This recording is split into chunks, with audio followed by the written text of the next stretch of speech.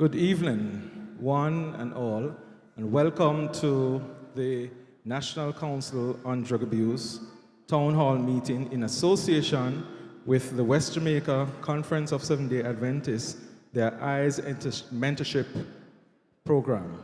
This evening, we are certainly happy, we are excited, we are proud that we have made this step in having this contribution to this audience. So the National Council on Drug Abuse, through its partners, well-wishers, extend to you a warm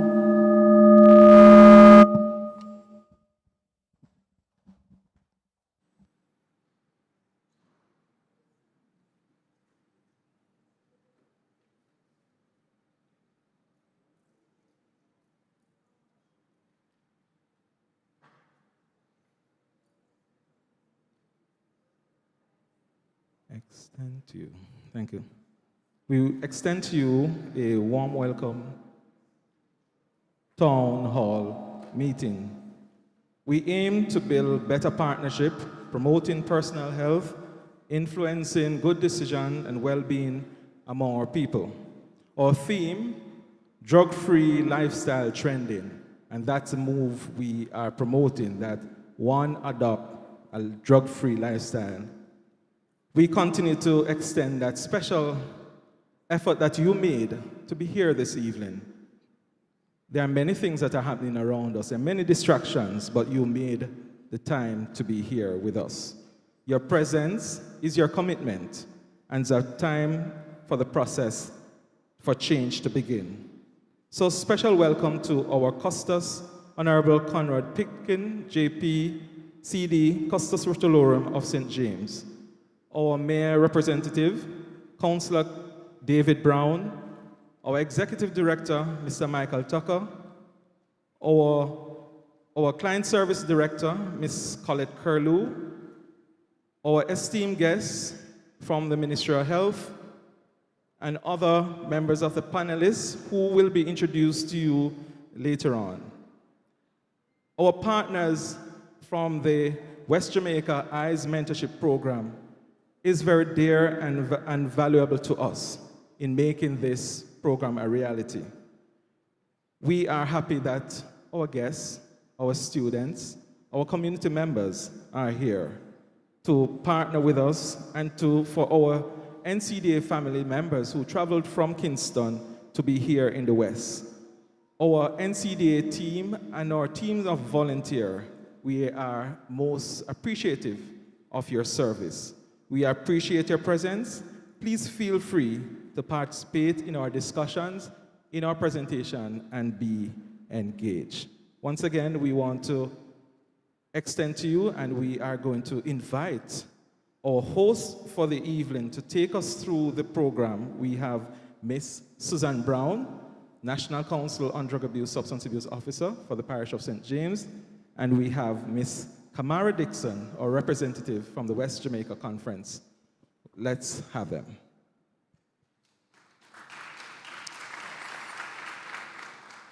Thank you very much, Mr. Morris. We accept your welcome, sir. Good afternoon, everyone. Good afternoon. We're so happy that you're here joining us this afternoon. Indeed, Susan. I don't think they heard you, though. So we probably need to try All right, that so again. let me say it again. Good afternoon, everyone. Welcome. We're so happy that you're here with us this afternoon. Certainly. And if you agree with us, like that our theme says, drug-free lifestyle trending, I have a little activity I want you to do for me.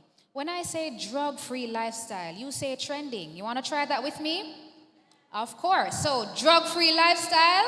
Trending. We don't get it, man. Let's do it again. Drug-free lifestyle. Trending. Normal. And that's no lie. So we indeed want to welcome you into this space this afternoon. A very important conversation, Yes, Susan? yes. This town hall meeting. Yes. And it's important. This month, November, nationally is being observed Drug Awareness Month. And as you would have known by now, that our theme for Drug Awareness Month is drug-free lifestyle trending. We want everybody posting, liking, talking about it. Certainly. Yes, we want to get drug-free lifestyle to be trending. Absolutely. Yes. And while we are making this event trending, we want to let you know the different platforms that we will be streaming on. Of course, we'll be on WCCN 360, that's YouTube, Drug Free JA, Instagram, and Facebook, as well as the National Council of Drug Abuse, that's their YouTube page. So we're on WCCN Suzanne 360 yes. YouTube, Drug Free JA, Instagram, and Facebook, as well as NCDA YouTube pages. We're imploring you to share the link. It's a very important encounter this afternoon, and we think everyone should be a part of this conversation. We cannot start this program without prayer, so I believe, Suzanne, we should now go over to Pastor Wallace, and he'll take us through prayer. Certainly.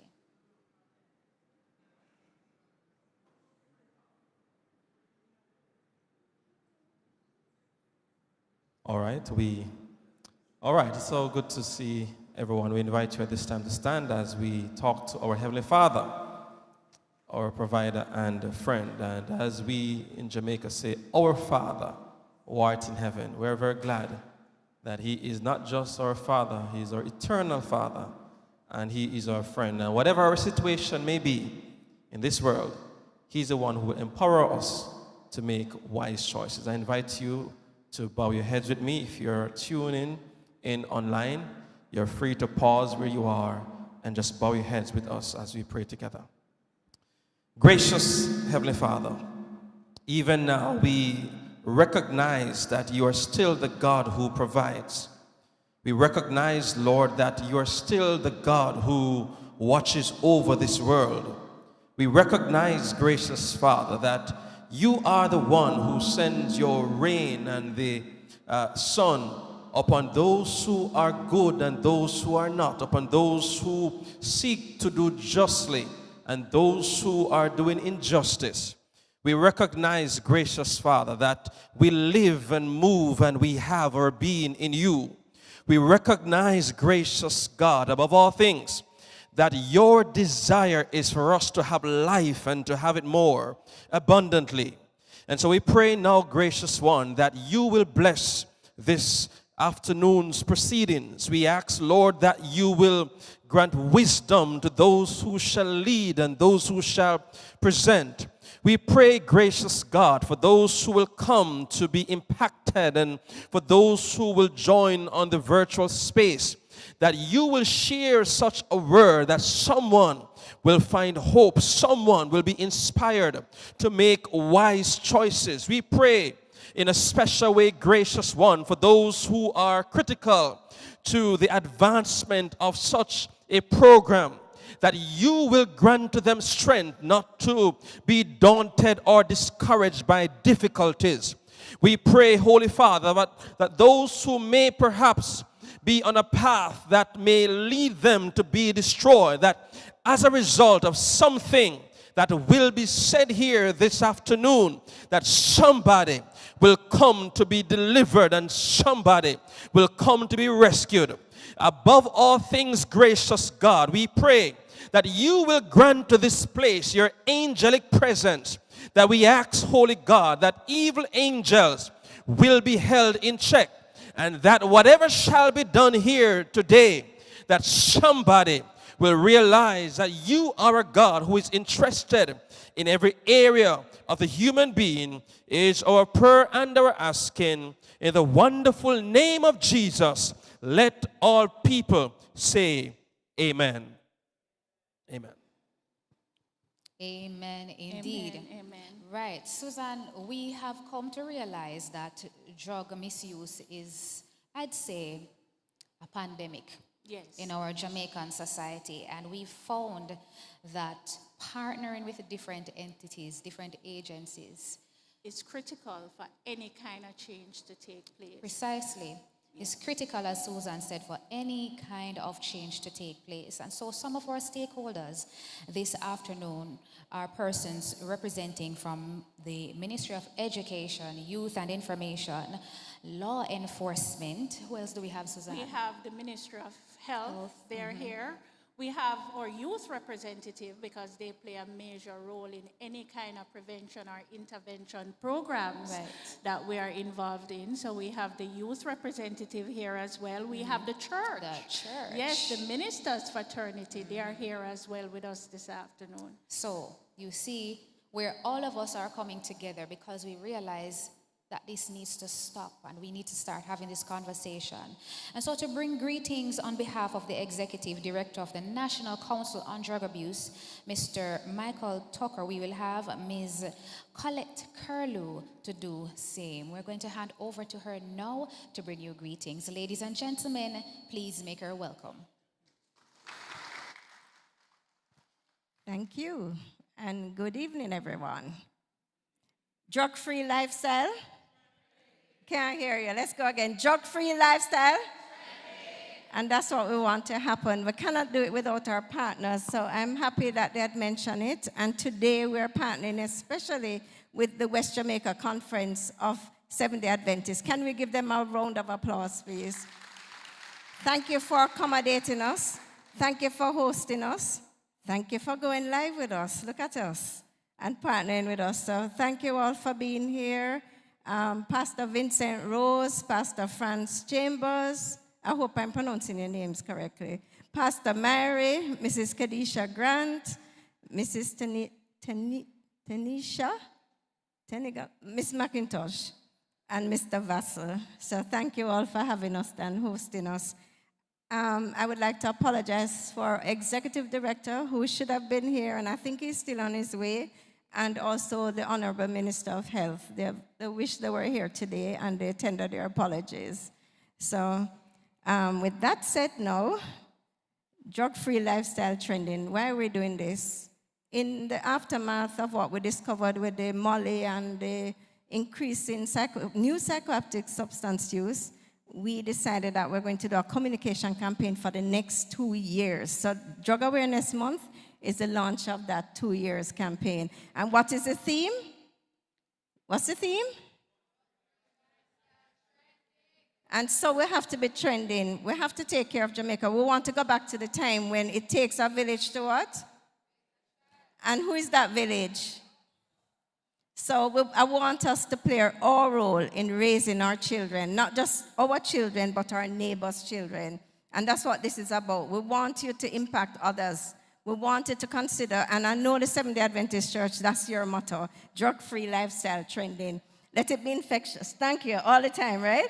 So we want it to be infectious. We want your neighbor to know that. We want your neighbor to do that. And we want you to help take care of your children. So as we partner with our other partners, Ministry of Health, Education, Labor, all of us coming together, and the community groups, and the faith-based organization, community groups, service clubs, as we come together, the schools, and children. You are the ones that are going to make it trending, you know. You're going to log on, Drug-Free JA, and do the drug-free lifestyle trending. So all the best with the rest of the conference. The town hall meeting. Thanks for having us again, and we give you thanks. Thank you so much for having us. Okay, so we want to thank Miss Colette Curlew. She's the Director of Client Services for the National Council on Drug Abuse, and we want to thank her. Next, we are going to be doing greeting is the Honorable Conrad Pickton. Is our Custos Rotarium for Montego Bay, and he is going to be bringing us greeting next. So we want to welcome him as he brings us greeting. Thank you. Yes.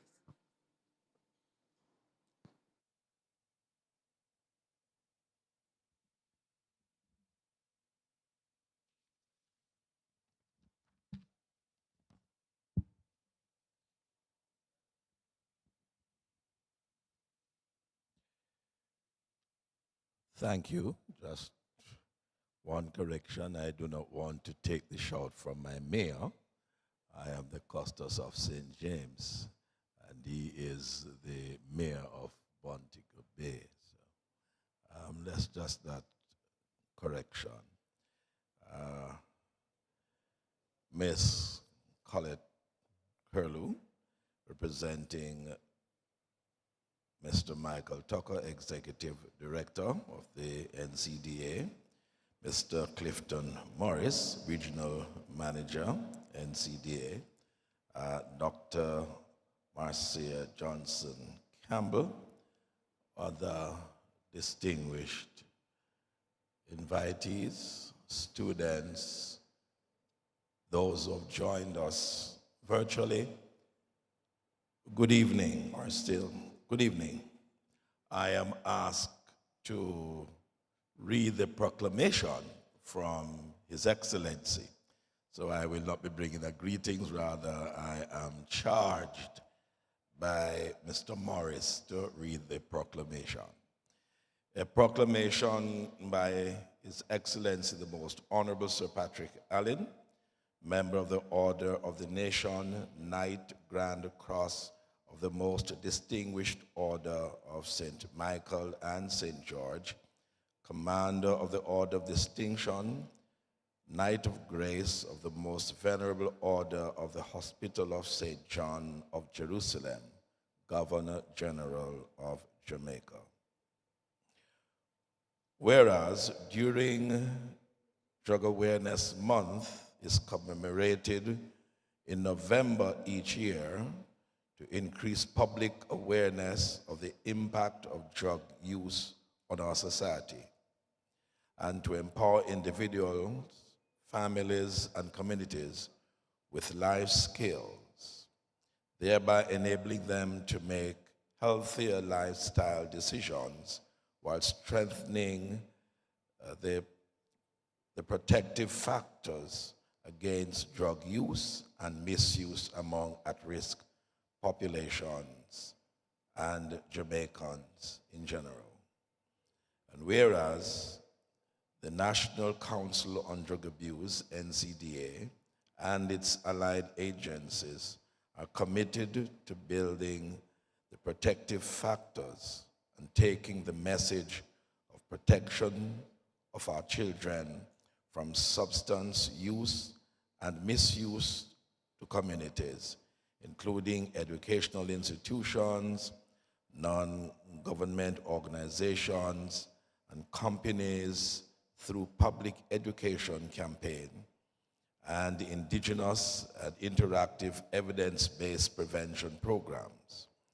And whereas the theme for Drug Awareness Month and the public education campaign is drug-free lifestyle trending, is focused on youth and families regarding the dangers of drug use, especially new psychoactive substance use by adolescents, and the promotion of behavior change to modify the pattern of drug use in Jamaica.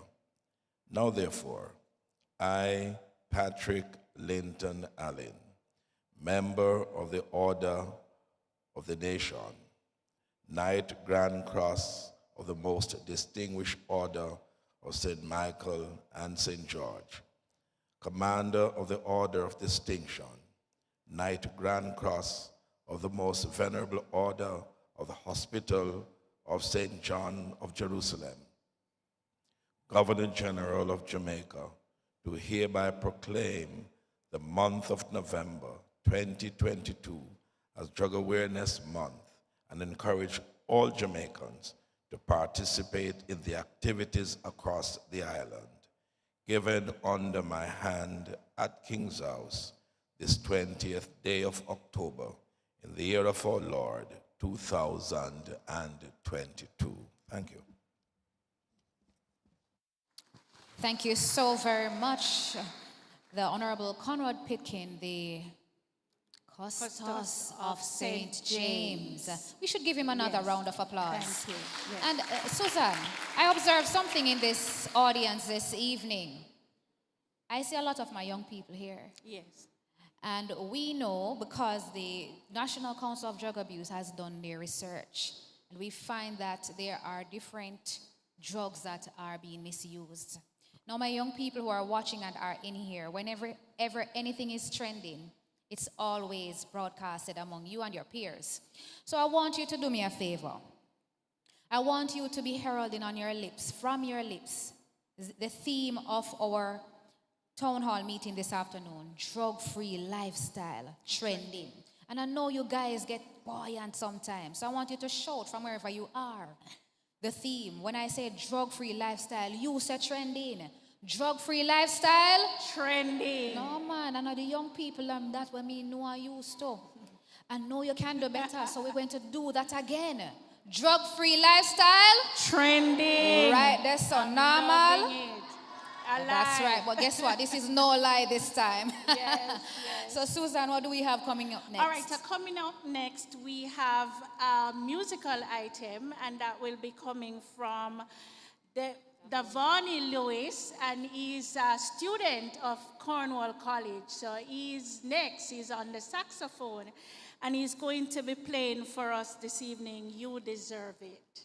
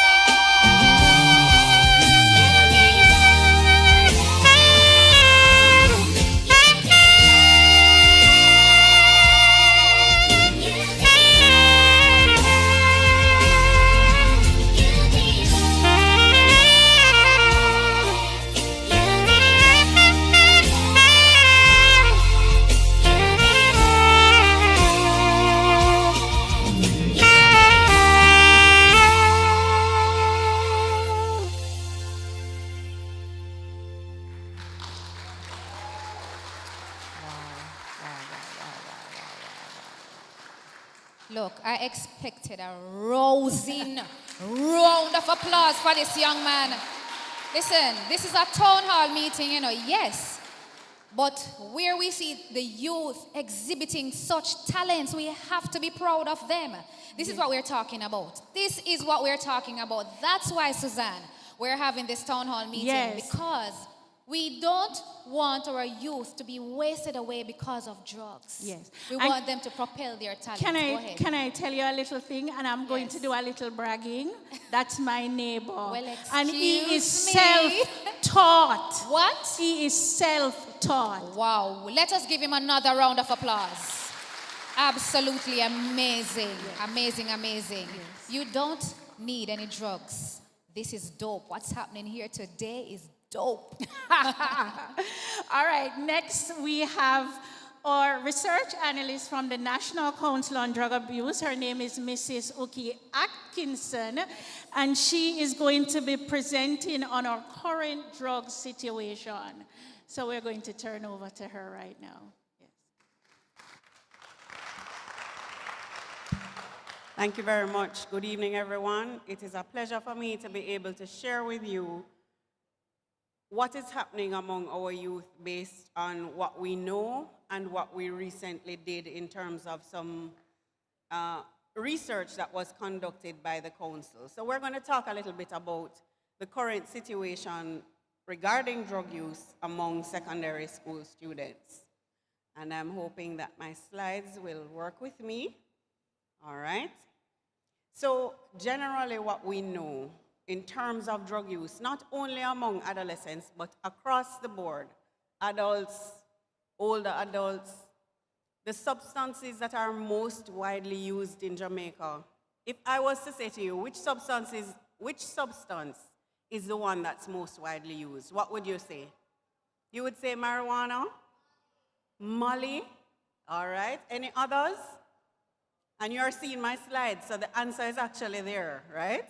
If you look at the slide, what you'll see in terms of prevalence, okay, some of it is missing, but alcohol is a substance that is most widely used. And this is something that has been so for many, many decades. What we know among our adolescents as well is that the average age that they start using substances is around 12 to 13 years old. 12 to 13 years old is quite early, isn't it? And that is a concern because at that age and stage, our brains are still being developed. And therefore, what the council aims to do is to delay the onset of drug use for as long as possible. We also aim to do things like increase the perception of risk of harm of substances. What do I mean by that? When a young person looks at a vape device or a cigarette or alcoholic beverage or a ganja spliff, we want them to look at that substance and say, no, no, no, no, no. That is a potential harm, and therefore we will not entertain or Molly. We will not want to use it because of the potential danger that it can do to us. So we want to increase risk perception. We also want to do things like limit access to substances, because what we found in our studies is that 50% of our adolescents report easy access to substances. Now, why is there this ease of access? Why is it so easy for adolescents to get to substances? Now, let me just say, I have 8 minutes, but the mayor wasn't here, so I'm taking a little bit of time from the mayor's segment. Mr. Morris, that's okay, right? He's here. Oh, I'm sorry. Okay. All right, so let me move on quickly then. So, let me just move on very quickly to talk about what we found in May of this year when we conducted a rapid situation assessment. Now, as you can see, I'm populating the slides with some issues that were outlined by our young people across the island. We did focus group discussions among 160 students, 13 parishes, and all across Jamaica. Now it's 160 students. All of these students spoke about issues like mental health difficulties, anxiety, depression, suicidal ideation, guidance counselors as well. They spoke about the issues of verbal and physical aggression, which we are seeing almost daily. They spoke about things to do with difficulties at home, the home environment, chaotic environments, parenting, lack of coping skills, difficulties with grief, and then, of course, there's the issue of the influence of the music. Let me stop there for a minute. There is some music in our midst that encourages us to do things that are less than ideal. What are some of the things that some of the music is encouraging us to do? Gun violence. What about the chopping? The music is also speaking and almost glorifying that as well. And in addition to that, the music is also glorifying drug use. Now, when we asked adolescents, well, these are quotes about mental health and some of the circumstances that our young people are going through. Quotes from guidance counselors as well as students. I'm not going to go through very in detail about that, but we also have quotes on scamming where young people were saying, we have a lot of choppers. I know a number of students, male and female. A lot of them are involved with relatives. And that has caused a lot of problems because of the way they use this money freely. You see some of them with a lot of money. You hear them talking about scamming and they don't want to come to school, a whole wide range of things. Now, the parenting environment is also something that we found to be quite alarming and of concern, where guidance counselors outlined that until parents become more involved, we're going to continuously see these problems. Parenting is a major problem. In schools, it's major because a number of parents don't know how to parent, and it is sad. These are direct quotes. Now, let's just hone in very quickly on the substances that were outlined as most popular among our students. These include, and you can see the three, everybody can see? Our students, it's not to say that alcohol and ganja are no longer popular, but across the island, these three substances came out as most popular. So we're looking at Molly, we're looking at vaping, we're looking at edibles. What we also know is that our environment is fast changing. Now, if you look at some of these flyers, this party is called Molly Queen. There are some parties for which you have to take a Molly in order to enter the party. There are some parties that you have to pay a particular fee and you get Molly pills all night. There are all sorts of different kinds of promotions of activities and hot drugs parties and so on. So this is the kind of environment that our adolescents are faced with and the kind of influences that are amongst them. Now, some of the quotes that came out about Molly, and you can't see them very clearly, but I'll just say very quickly that what our young people were able to do was talk about the details of it. So they not only heard about it, but they were able to talk about how it looks, where to get it, how much it costs, what it does to people, why people take it, what it does when they take it, how many of them take it at parties. The problem is emerging. It's already a problem, we should say, but we do not know right now what the scope of the problem is because we have not done quantitative studies. When we look at the issues to do with edibles, it's very similar. Our young people were able to outline how do you get edibles. They actually are selling it in schools. Some of them have it at their WhatsApp status. Just a broad range of access and availability. Another thing is this. The risk perception is quite low. So the feeling that smoking ganja is bad, but eating it is not so bad, is a perception that we want to dispel among our young people because it can actually have the same effect. It doesn't act on your body in a similar way in terms of the speed that it impacts the body or the brain, but it does have significant effects. There were young people who told us that based on their own experiences with edibles, they had ended up in hospital, and they know other friends and youngsters who have ended up in hospital because of the acute effects of edibles. So, moving on very quickly, vaping. Vaping is another thing that has become quite popular. What is this thing about vaping? The thing about vaping is the way that it is marketed. It is marketed as a safer alternative to regular cigarettes. And it is, we in church I can say, is a lie from the pit of hell, right? It is a lie. It is a lie because some of those devices contain even more nicotine than an entire pack of cigarettes. What did I just say? Some of those devices, the nicotine content is way higher than they tell you, right? Another thing is, when an adolescent uses tobacco, nicotine, it can interrupt the way, because nicotine is such an addictive drug, it interrupts the way that the brain works and can cause mental health problems way earlier than you expect. But what our young people were saying is that we're doing it just because of the flavor. It has strawberry and raspberry and chocolate and all of these attractive flavors. And this is a pull factor for these substances. Another thing is, it's easier to mask when you're vaping, because some of the teachers don't even know that some of the things that look like a pod, that they are also vaping devices. So it's easy to mask, parents don't know, and it is a pull factor for our adolescents. Now, I spoke already about the influence of the music. I want to advance very quickly to the strategies that the NCDA is undertaking to address this situation. And can you see my slides? Are you seeing?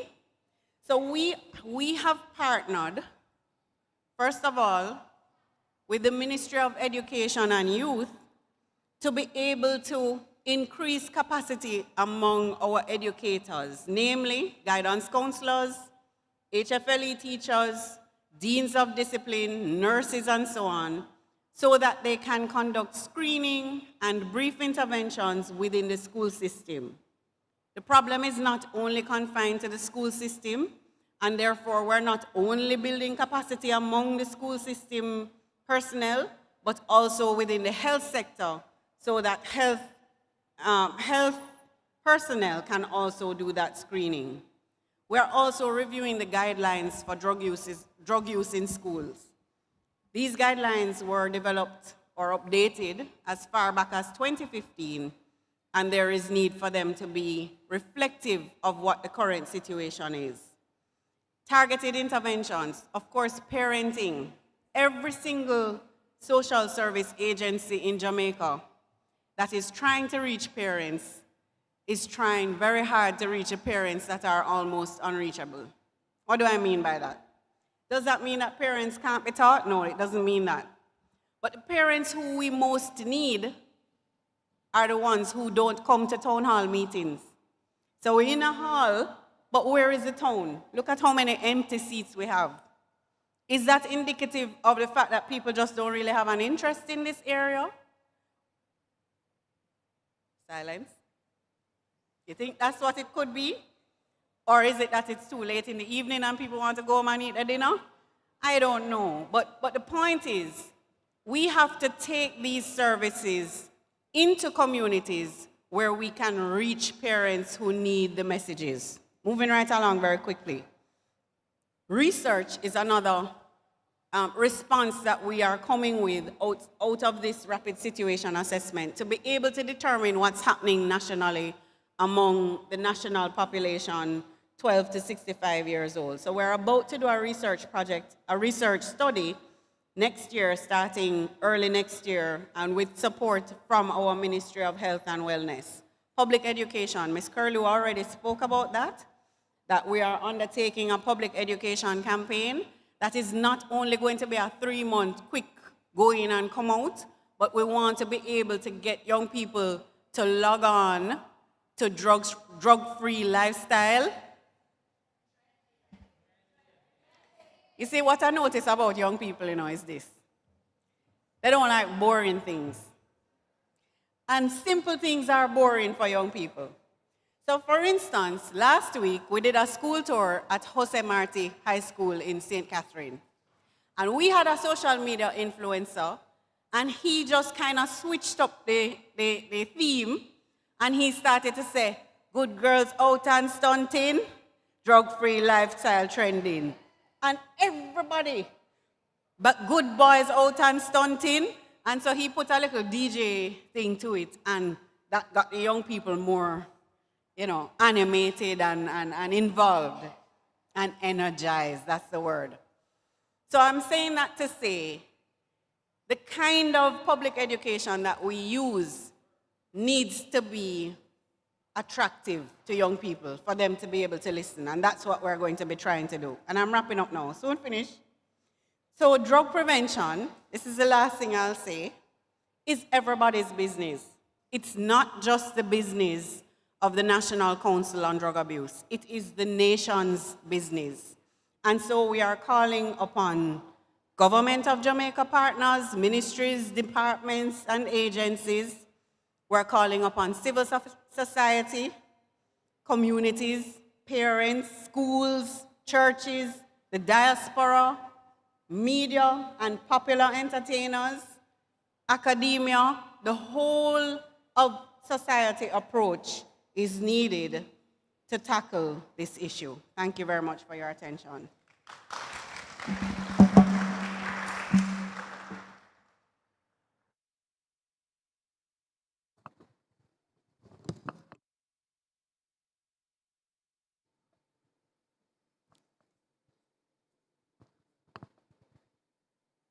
All right, let us give Mrs. Atkinson another round of applause. Now, I was taking my notes, because I found that presentation to be quite informative, and I hope that you would have learned something this afternoon. Did you, by the way? Of course. Now, she said, good girls out and stunting, drug-free lifestyle, and good boys out and... While drug-free lifestyle is, don't forget that for me, please. Thank you very much. So we want to thank Mrs. Uki Atkinson, the research analyst from the National Council of Drug Abuse. Wonderful town hall meeting so far. Now, coming up in our program, we have the councillor, David Brown, representing our mayor of Montego Bay. Right, he's representing the mayor of Montego Bay, so we want you to make welcome Sir David Brown. Good evening, everybody. Evening. It's a very interesting crowd, Let me just get the protocols out of the way. His Costas, good evening, sir. Good evening, representatives. Good evening, panelists. Good evening, distinguished guests. I can see Pastor Keane in the audience. Good evening. I can see Dr. Brown in the audience. Good evening, sir. I'm here on behalf of His Worship, the Mayor, Leroy Williams, to bring greetings and our input into this socioeconomic, global, and regional pandemic of drug abuse that really and truly has taken a deep-seated grip on our society, especially the demographic of the ages of 14 to 27. Being a public servant, I have first-handedly seen the dire effects that substance abuse and drug abuse can inflict on an individual and a society. And because our country is built up of communities, macrocosmically, our country. One drug that I have taken special interest in, and if you follow current affairs, I actually moved a motion in the parish council, the St. James Parish Council, to get this drug to be added to the Dangerous Substance Abuse Act. It is MDMA, commonly known as Molly, or the scientific term, as my erudite doctor helped me to pronounce earlier, is methylene dioxide methamphetamines. It's a mind-altering substance that induces a great feeling of euphoria, excitement, and a lack of inhibitions. The The usage of this drug, I can tell you, has increased exponentially among our youth. In high schools, I see Cornwall College here, I see Herbert Morrison here, I see Harrison here. Our youth face an uphill task, especially post-COVID. You see, because they're young and they lack the socio-emotional intelligence to assimilate and filter information, for want of a better word. And they're bombarded with information all day, every day, 24/7. TikTok, Instagram, Facebook, you name it. A young mind flooded with so much information does not really know what to do, especially in puberty and the imbalance of hormones. This is why a drug like this is a scourge and danger upon our society. MDMA is very easy to obtain, it's readily available, and the caveat in the argument is it varies in potency. So for my younger audience, it means the strength of it. You might get one that is weak, you might get one that is strong.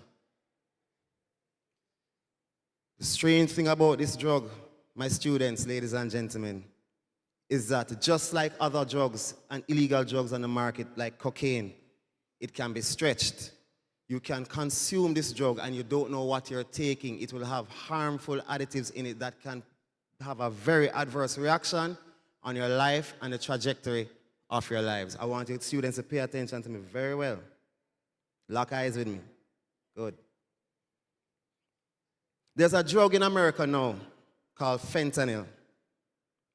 Fentanyl kills 175 Americans every day, Custos.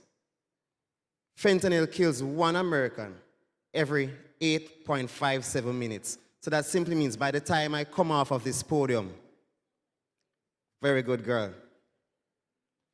Imagine our country where we don't have the strongest borders in the world. We take in a lot of guns, a lot of drugs, a lot of illegal items. Imagine if we, a country of just barely 3 million people, get exposed to this drug, fentanyl, that can be mixed into drugs that are being peddled and pushed by vendors on our school campuses every day. Imagine that. In closing, what I would say to my children, it takes a village to raise a child. It takes a community. Drugs, they're not cool. Books are cool, track is cool, football is cool, netball is cool. So ladies and gentlemen, distinguished guests, my most distinguished students, my word to you is, be cool. Thank you.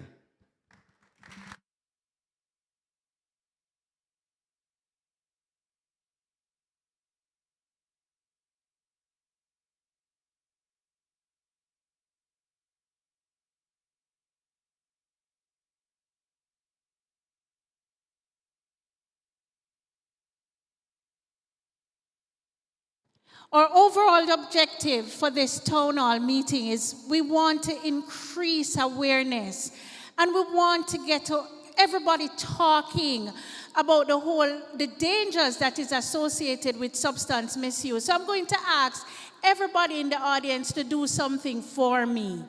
Now we are streaming live on WCCN 360. I want you to share that information with a friend right now for me.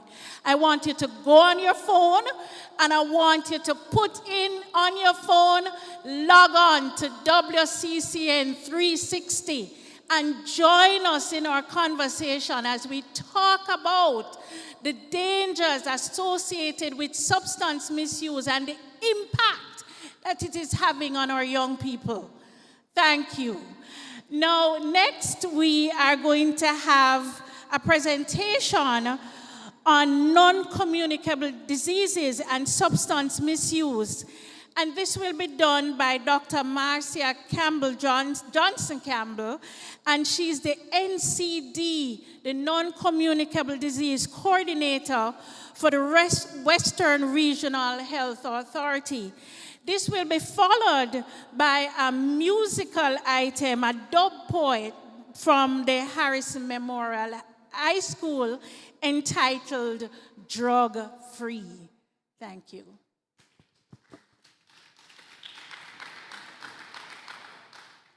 Thank you, Madam Chair.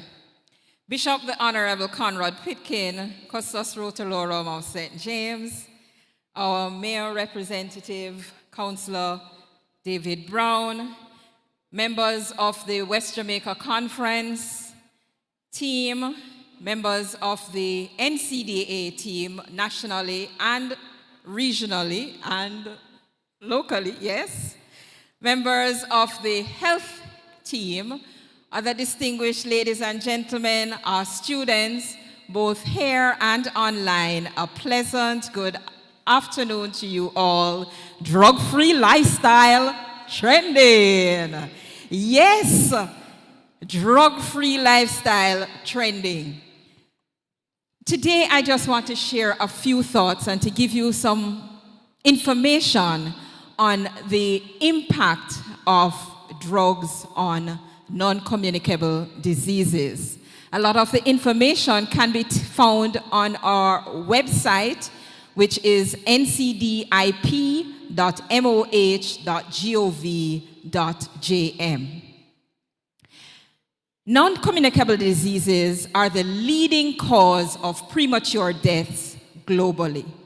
And here in Jamaica, we focus on hypertension, diabetes, cancers, respiratory conditions, and we add sickle cell and mental health.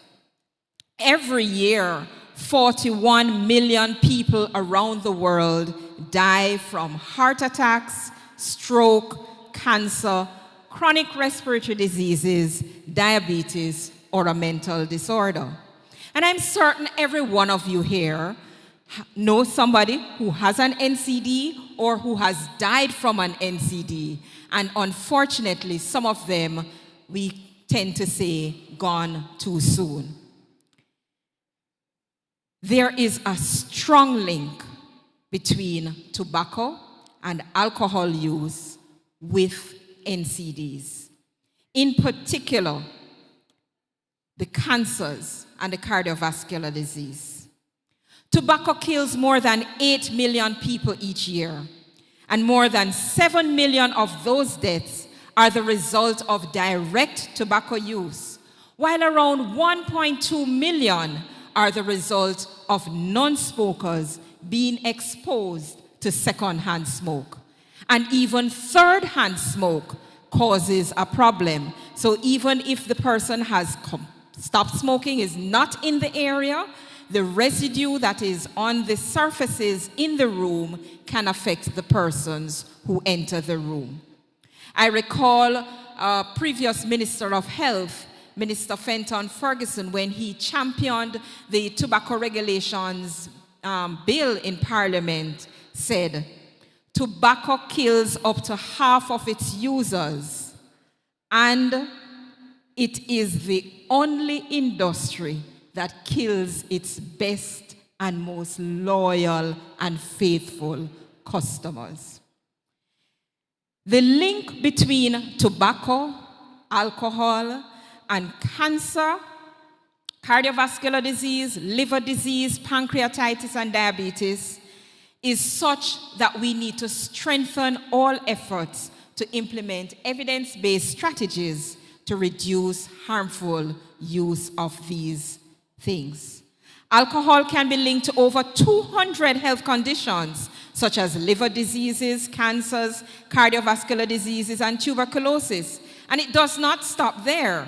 It can also be linked to road injuries, violence, suicides, and even HIV/AIDS. The impact is detrimental and increases directly as its consumption increases. Even more so in less developed countries such as Jamaica. Globally, about 2.3 billion people are currently alcohol drinkers. Our previous speaker, Ms. Atkinson, asked the question, what is the most common substance abuse that exists? And people don't realize that alcohol is at the top. More than 3 million people died because of harmful use of alcohol in 2016, and more than 3/4 of these deaths were among men. We don't want to lose our men. Certainly, we don't. Abused substances are also psychoactive substances, and we've been talking about Molly and ecstasy and other such drugs. They affect how the brain works and cause changes in mood, awareness, thoughts, feelings, or behavior. And chronic use of these substances can lead to both short and long-term changes in the brain, which leads to mental health issues such as paranoia, depression, anxiety, aggression, or hallucination. I look forward to hearing our panelists go through some of the other impact of these substances. Now, just to share, the benefits of quitting tobacco can be immediate. After 20 minutes of quitting smoking, your heart rate drops. Within 12 hours, the carbon monoxide level in your blood drops to normal. Within 2 to 12 weeks, your circulation improves and lung function increases. And within 1 to 9 months, coughing and shortness of breath decreases. Within 5 to 15 years, your stroke risk is reduced to that of a non-smoker. And within 10 years, your lung cancer death rate is about half that of a smoker. Within 15 years, your risk of heart disease is that of a non-smoker. So it is in our best interest to encourage our people not to start, and if you've started, to quit. There is a mnemonic that we use to help persons to decide to quit, and it is START, S-T-A-R-T. Set a quit date. Tell family, friends, and co-workers that you plan to quit. Anticipate and plan for the challenges you'll face while quitting, and remove the substance from your home, car, and work. And then talk to your doctor about getting help to quit. Listen, drug-free lifestyle, trending. Love your body. Treat your body right. Yes? Practice the healthy lifestyle. Eating healthy, physical exercise, no tobacco, no alcohol or any other substances, and find time to rest, to relax, to enjoy recreation, and pray always. God bless.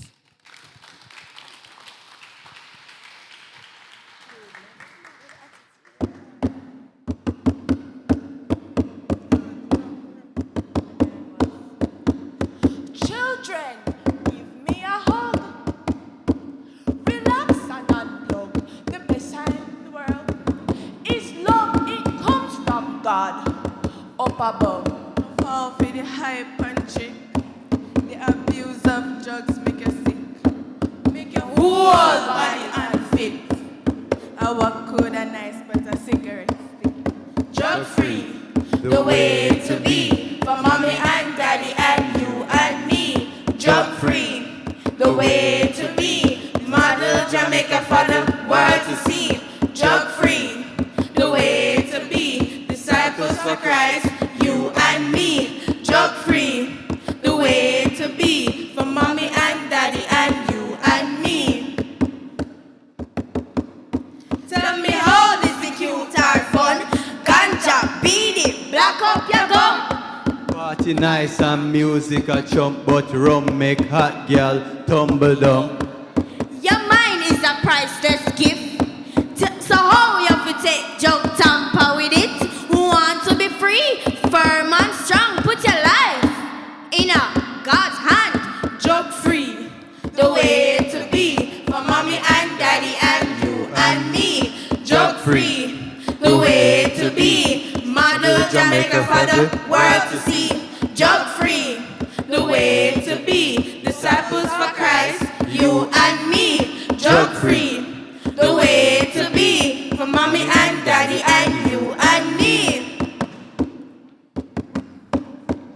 Parents member, word is win, but your actions, I mash up the thing. No smoke and drink in front of pitney.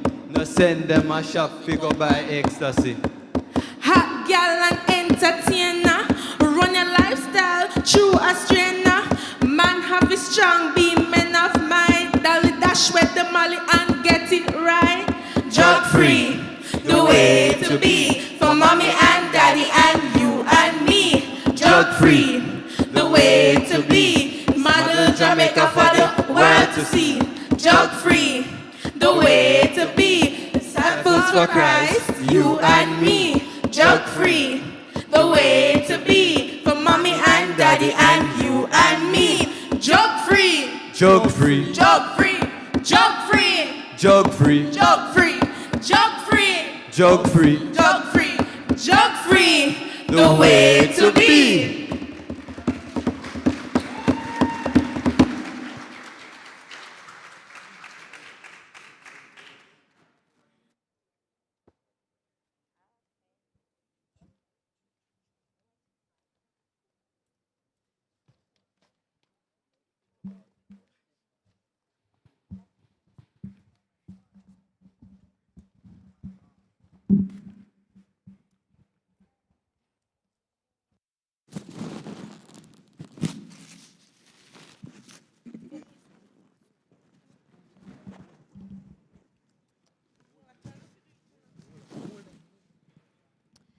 Absolutely amazing. Let us give our young people another round of applause.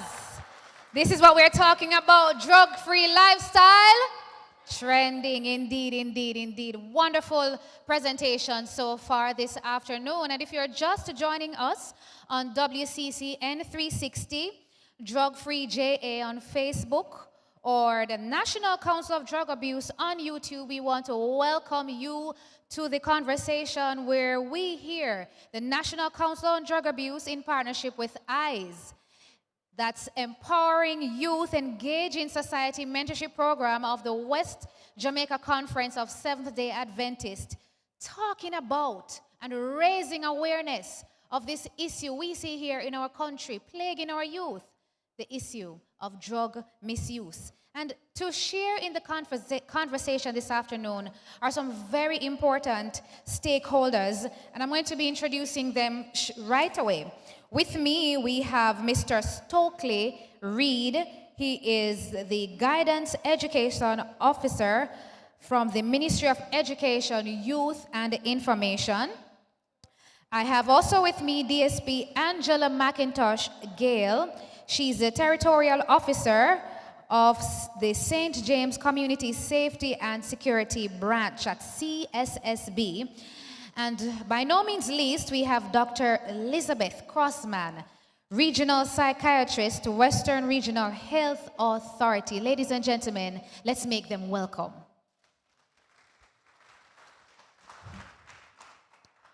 Good afternoon, ladies and gentlemen. Well, gentlemen. Yes. It's good to have you, and I feel privileged to be a part of this conversation with you. We have a serious issue in Jamaica, and as a teacher in the system, I am concerned too. I see vaping, I see molly, I see alcohol being an issue in our schools. And with such a conversation here this afternoon, I really wish this auditorium was full. And I really wish that we had a lot more persons on our YouTube pages and our Facebook pages, because it's a sore issue in our country. So I'm going to ask a question. I'm going to start with you, Sir Reed. As the Guidance Education Officer representing the education, I want to know, giving you 5 minutes to just talk to our audience here, what is the Ministry of Education doing to tap into the issue that we are experiencing here as it relates to drug misuse in our schools? Thank you very much, and good evening to my fellow panelists. I see in the audience our custos. Good evening, ladies and gentlemen. It's a pleasure to be here. The Ministry of Education, Youth and Information, well, we are no longer with information, so the Ministry of Education and Youth Okay. We are proud to continue to work with the various stakeholders in an effort to reach out to our children and to ensure that the future of our nation is bright.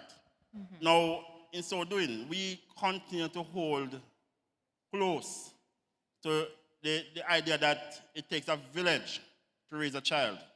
However, we recognize that we are a very important aspect of this village. So the schools are very important stakeholders in ensuring our children see a bright future. Now, over the years, we have been collaborating with the National Council on Drug Abuse and with all the various other stakeholders. Recently, we,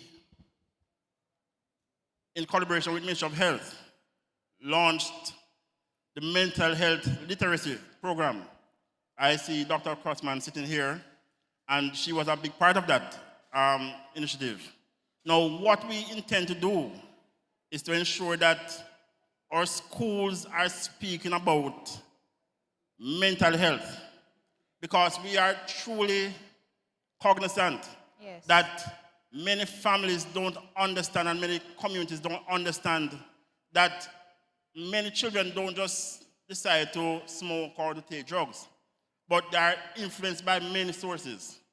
And in so doing, we want to be at the school level reaching out to our students with the positive messages to steer them away from getting involved.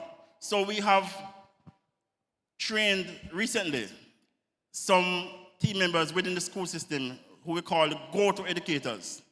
And the go-to educators are persons who students will see as persons who are approachable, persons who are reachable. And they now will try to impact our students to stay away and to if they have started, to try to get back to where they need to be to face the future. We have recently as well tried to launch our integrated service delivery. And we call it ISD, or integrated service deliveries, where we are trying now to ensure that we get a body of specialists to work with us, because our guidance counselors are sometimes overwhelmed with the volume of work that they have. And when this happens, sometimes, referrals don't always end up at the right place. Right. So we want to have everybody saying the same thing. And so I can just take up my phone and call someone and say, well, I have this issue. What is the process? Where do we go from here? And we are all on the same page, moving in the same direction. So our integrated service delivery is one aspect of what we intend to launch, and we will be moving forward with full speed.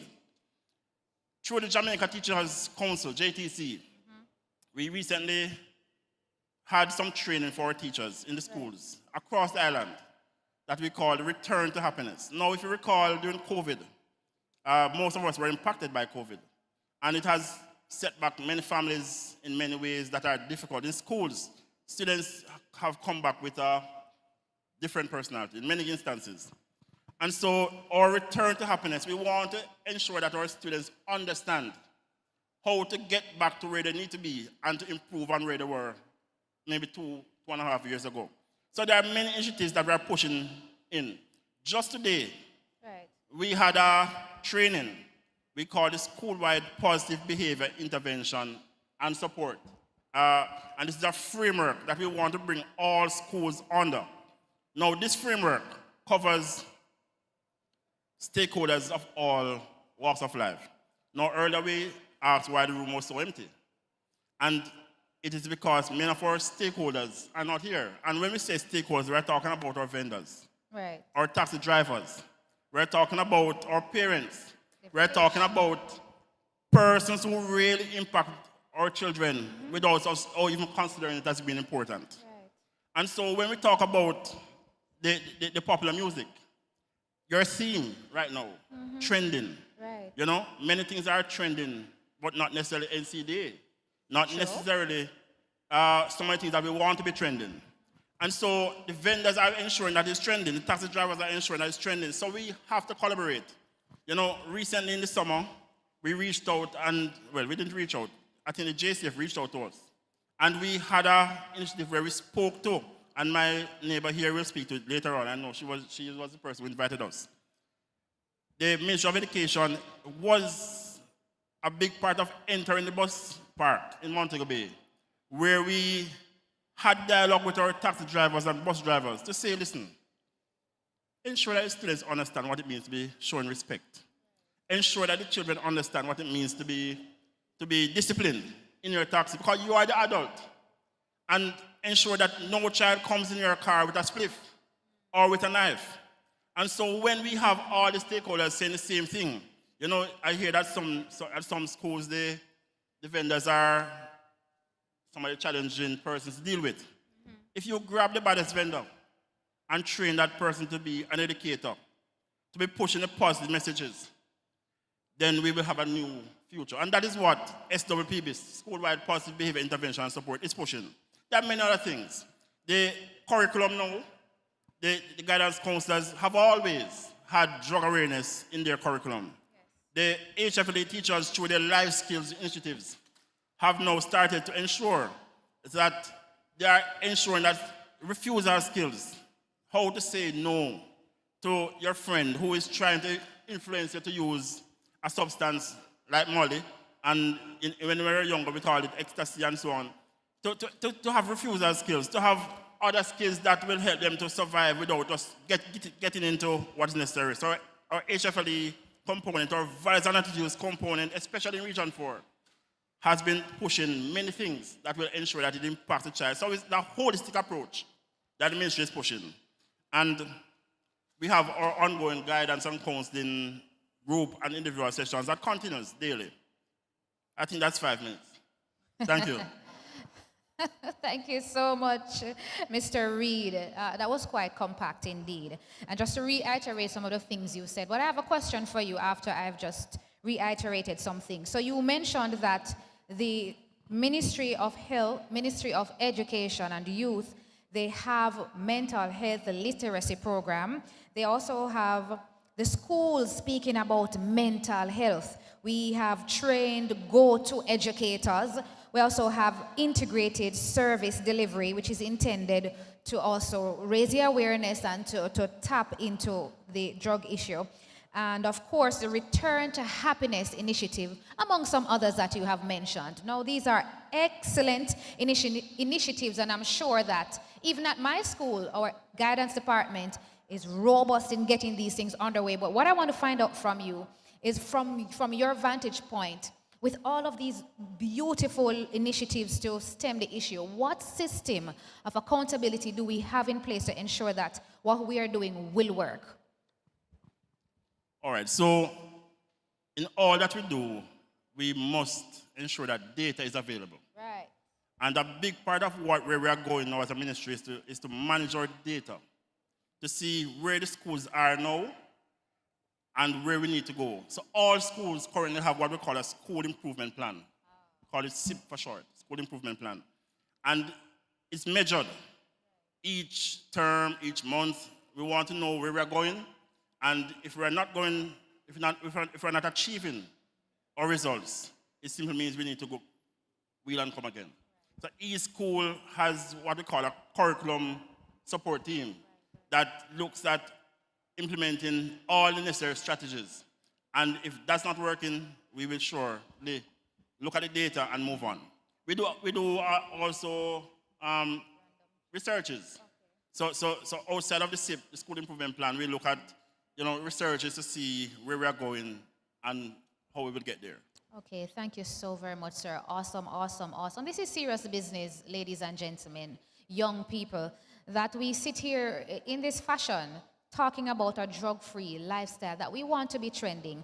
And DSP Gale, we've heard Mr. Reed talking about the different initiatives that his department is putting into place. And as one who represents law enforcement, I have 2 questions for you. How much of a concern is this issue of drug misuse among the youth from your vantage point? Good evening, everyone. Let me say thanks to the National Council on Drug Abuse for having us today. I am Angela McIntosh, Gale, Deputy Superintendent of Police, and I'm in charge of the Community Safety and Security Branch. So as you hear community safety and security, it speaks volume. Now, in essence, we have many complaints as it relates to drugs. Drugs not only in children, but in adults.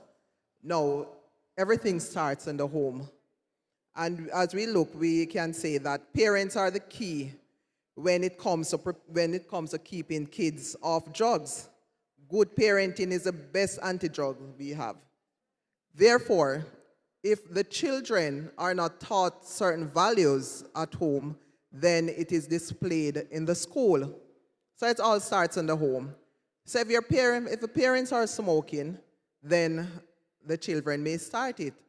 If they drink alcohol, they are going to maybe substance abuse also. So everything starts in the home, and that is what impacts us in the wider society. So in the home. So they take it to school.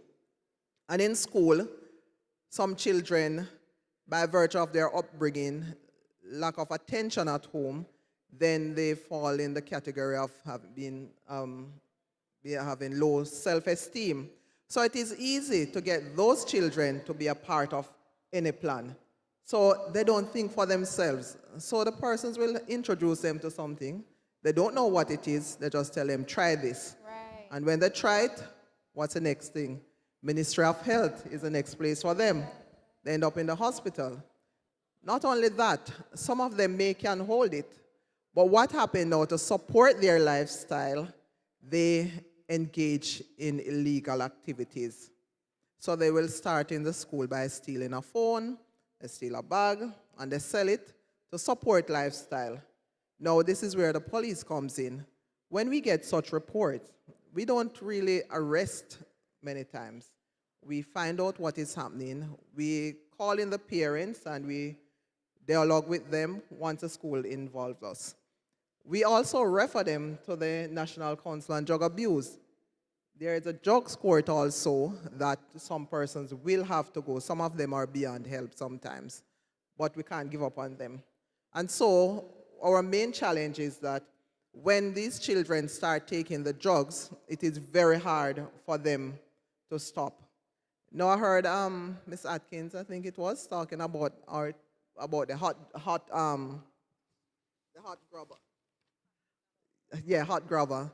Recently, we have a situation where the young man just left home and he was just referring to his friend, and his friend who is a supplier, and he knows him. He knew the friend from he was in school who encouraged him not to be on drugs, but then he was one of the vendors. So they will use a false pretense encouraging the children not to use it, but then they are the same ones who are selling them. The Molly, it is very hard to detect the vendors, and that is one of the things that we are trying to find out, who are the vendors. So a child may put in the order, you don't know exactly where it is coming from. Right. So somebody will just supply, they don't know, and it goes through many hands. So when we get these reports, some of them don't have a clue. They didn't even know what effect it would have on them. Now, as we talk about parents, as we celebrate Parents Month, parents need to check their children's bag. They may have tablets, drugs, pills in it, like Panadol or Fenzik. And they will take that, they will take DPH, and they mix the DPH and the Fenzik together, and that give them a kick. Wow. Yeah, so are many things. So it's not only the Molly and all of those, they are taking those other prescription drugs also, and drugs over the counter. Now, for us as the Community Safety and Security Branch, what we try to do, we have the SROs, the school resource officers in the schools, and we liaise with the deans of discipline who will tell us what is happening inside. So we look out for these trends. And if you notice sometimes in the bus park, we'll have our police officers putting the children on buses. Sometimes we threaten to video them and send it to their principals. Sure. And when we threaten to do that, then they tend to get on the bus quickly. As Mr. Stokely told you, we had that meeting in the bus park, and trust me, it was well received. And we realized that we have to go out more and sensitize persons about what is happening. We can't just sit back and say that it is not our problem, it is everybody's problem. Therefore, we as law enforcement officers, we are imploring on the schools to report it. Don't say because your school is a prominent high school, you don't want it in the news. Who are you protecting? Is it the image of the school or the young people? They are tomorrow's future. Therefore, we have to ensure that you as adults, play your role so that we can get back our children. Children may take may take drugs to study. Some say it may help them in their studies, but how long will that help them? Is it a fact? And some of them end up suffering from mental health. And that is how now this group, the Ministry of Health, the Ministry of Education, and the Ministry of National Security, plays a vital role in whatever is happening. And of course, last but not least, the National Council on Drug Abuse, who plays their role in all of this. So we report it to them, and they, of course, take the necessary actions that they are to take. We do record, when matters are reported to us, we record it in our register called the Juvenile Caution Register. And I know youngsters, they don't want their names to be in any register. So if they are to be employed by government to say, check the records and find out what had happened to them, they don't want to be taken into a place of safety. And so it is important for the kids to understand that when they commit any breach, it is not just a breach by itself, but it has a lifetime impact on them. And this sometimes doesn't go well, and it may end up in suicide when they realize that they can't realize their dreams. So once again, I would just like to say that the drug-free lifestyle is trending. Right. Therefore, this is something that all of us must catch on to and encourage others to be a part of this. Thank you. Amazing. Thank you so very much, DSP Gail, for such informative presentation. And while you were speaking, I could relate to some points, because just today, I saw one of my students who's been in and out of school, and I said, what's happening? He said, Miss, to tell you the truth, me used to take drugs. I said, what, boy? He doesn't look like it. And he said, I said, how come, where did that come from? Guess who introduced it to him? A relative. So as you spoke about the home has a critical role to play in how our young people are being introduced to those things. So he said, well, he was introduced by a relative at home, but him stopped now. So we have to send a message out there to our parents that they have an important role to play in how they parent their children. Dr. Crossman, you hear them things here? What is the Ministry of Health doing to stem the issue? Well, first let me thank NCDA, my colleagues from NCDA, for inviting me to be a part of this town hall meeting. I first must, before I answer your question, because we have raised some very important points, and I want us to understand, and I don't think a lot of our parents, a lot of our students, a lot of our motivators, whether they're online or they're in music, understand the role they play in educating our children. And I'm so glad that we're raising the awareness, because I always tell youngsters who come before me that the brain develops from back to front. And because it is developing from back to front, it means that your emotions are going to be overriding your cognitive, what we said, that area of your brain that's very important for you to make critical decisions. And so when Mrs. Atkinson spoke about the flavors that are used to entice our young people, right, we recognize that because everybody loves to feel good, everybody loves a good taste, yeah, everybody loves to say, yeah man, I feel irie. The emotions are there, and that's how we attract our young people. And because of that, remember the brain is still growing, the brain is still developing. If you are using substances that are going to be toxic to the brain, it means that you're going to be destroying a developing brain. So I always liken it to a fruit. And if it has a bee sting, or it got damaged while it was developing, it is going to keep that damaged area once it gets to maturity.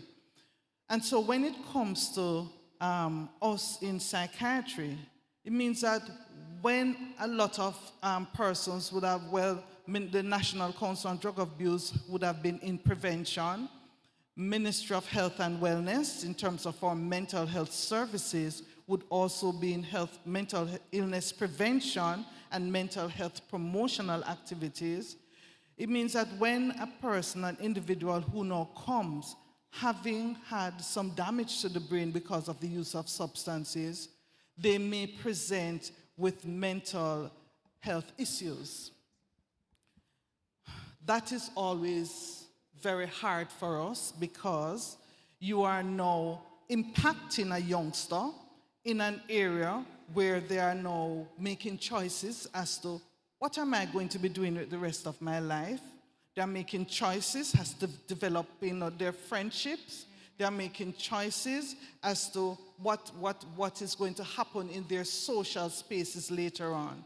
Now, if you damage that area, or the area in that perspective, where that window of where the development is happening, it means that you're going to have an individual who may not be able to earn, to get a good job, to contribute positively to his development and to community and to family.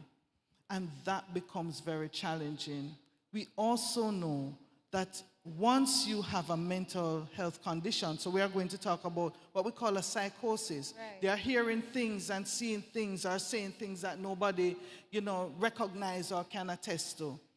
That individual, 1 in every 5 of those persons, will go on to develop a chronic mental illness. So we know it is very serious.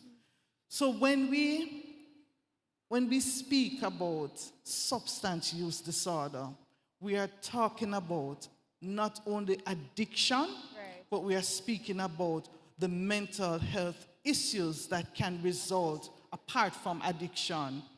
And therefore it means that whatever services we offer, we are going to be collaborating with everybody. So Mr. Stokely spoke about what's happening in schools because we want to prevent it. And when it reached to the point of now helping persons to manage, it means that we're going to have our clinics, our child and adolescent mental health clinics. We call them our child guidance clinics, that they are referred to from our schools, from our emergency room, if they present to our emergency room, from the doctor's office. So we have those referrals that are coming in. So we have those programs that are geared with our psychologists, the psychiatrists, or social workers, to be able to assist our mental health officers, because a lot of these individuals are within our health centers, our mental health officers, which are specially trained nurses who are equipped to be able to assess and manage clients presenting with mental health condition arising from our substance use disorder or our substance use issues. Right. Wow. Very compact indeed and informative. Thank you so much, Dr. Crossman. We are out of time in this segment. We could talk some more. There's so much more to unpack in this segment. But listen, it takes a village to raise a child, and we are the village. So I want to thank you, Dr. Crossman, DSP Gale, and Mr. Reed for sharing your part in this town hall meeting here this evening. We're going to now turn over to Suzanne, who will be hearing the voices of our young people as they share their information on drug misuse. Thank you so much, Kamara, for that. And from what we are seeing, we know that it takes all of us. It takes a multifaceted approach for any kind of behavior change to take place. Now, our youth voices matter. And for any kind of change to take place with our youth, they need to be actively involved in that change process. Now, research has shown that if our young people have even one positive influence role model in their lives, it can make a world of a difference. And we have on stage Kedar Williams, I'm so sorry. And he has benefited tremendously from the West Jamaica Conference EYES, the Engage Empowering Youth, Engage in Society mentorship program. And he would have had an history with substance misuse. And we're just going to talk about that just for a little bit. Kedar, you had an history with substance misuse. Talk to us a little bit about that. How did substance misuse impact or affected your life? That's the first. Good afternoon. Substance abuse affected me in many different ways. I began to lose friends that were pushing me in the right direction. I lost staff members, adults that were there that I took as parents because I didn't know my parents, so I took the people that grew me as my parents, and I started to lose them as well. And even in school, my classes and my schoolwork, they were going down instead of going up. So basically, I'm hearing that it affected you in various ways. It affected schoolwork, it affected your relationship with others, it impacted your overall functioning. That's what I'm hearing. Now, which substances did you use, Kedar? I did alcohol, yes, tobacco, and weed.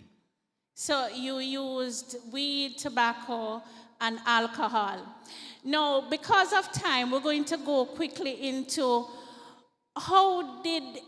what brought about the change in your life? Because are you still using substances?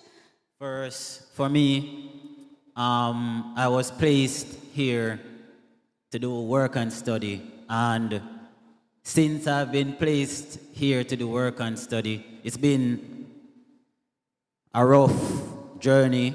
But after I decided to go into the EYES program, the mentorship program, and there were people that did the EYES mentorship program that works here that was pushing me in the right direction constantly. Every day I come to work, they tell me, make sure this, make sure that, make sure this. And the team that I'm working with in the work and study, the communication team, they have helped me tremendously, right, because they come in here into a different environment, had opened my eyes to see that there were much more to life than what I was seeing before.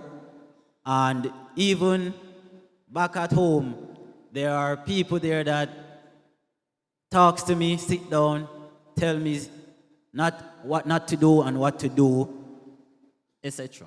So basically, just having positive people in your life, being here, interacting with the mentors, your mentors, they provided guidance and support and encouragement, and that in and of itself would have made a difference. Are you still using substances now? Currently no. Yes. To be honest, it had been a rough journey to stop. Yes. But currently no, I have stopped. So you're drug-free right now. I love it. I love it. I love it. And that came about as a result of these positive persons interacting with you.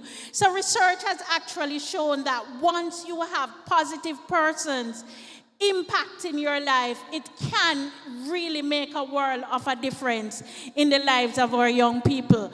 Now, as we close, due to time, what would you say to young persons out there, or even parents or persons who interact with young people? Do you have any advice that you would give them? Well, I would say sit down, take the time to sit down, talk through things with your child, or if you're a mentor, talk through things with the mentee, and make sure that it's not an one-day communication and then that's it. Make sure that you constantly keep in contact with the person and making sure that the person is on the right track, because if you lose that contact, well... I love it, Kedar. Thank you so much. And I wish we had so much more time to really get down into the story. But basically, we have seen where consistent positive influence would have made a tremendous difference in Kedar's life. He benefited tremendously from the West Jamaica Eyes mentorship initiative. Now with me on stage, I have another young person, Roxanne Ellis. She attends the Irwin High School, and she is one of our substance abuse peer counselors at Irwin High. And I just want to find out from you, Roxanne, being a substance abuse peer counselor, what are some things that you are involved in school that you are doing to promote or to prevent substance use among your peers? What are some things you're doing in school to promote a drug-free lifestyle? Okay, so good night, everyone. Good night, Roxanne. We have, for every month of each year, our guidance department would plan like affirmations, which we would follow as students every month. So during like general devotions, or we sometimes have class devotions, we would say like different speeches and like promise ourselves that we'll have integrity or we are enough, stuff like that. So we partake in these activities to help build youths to be better members of society.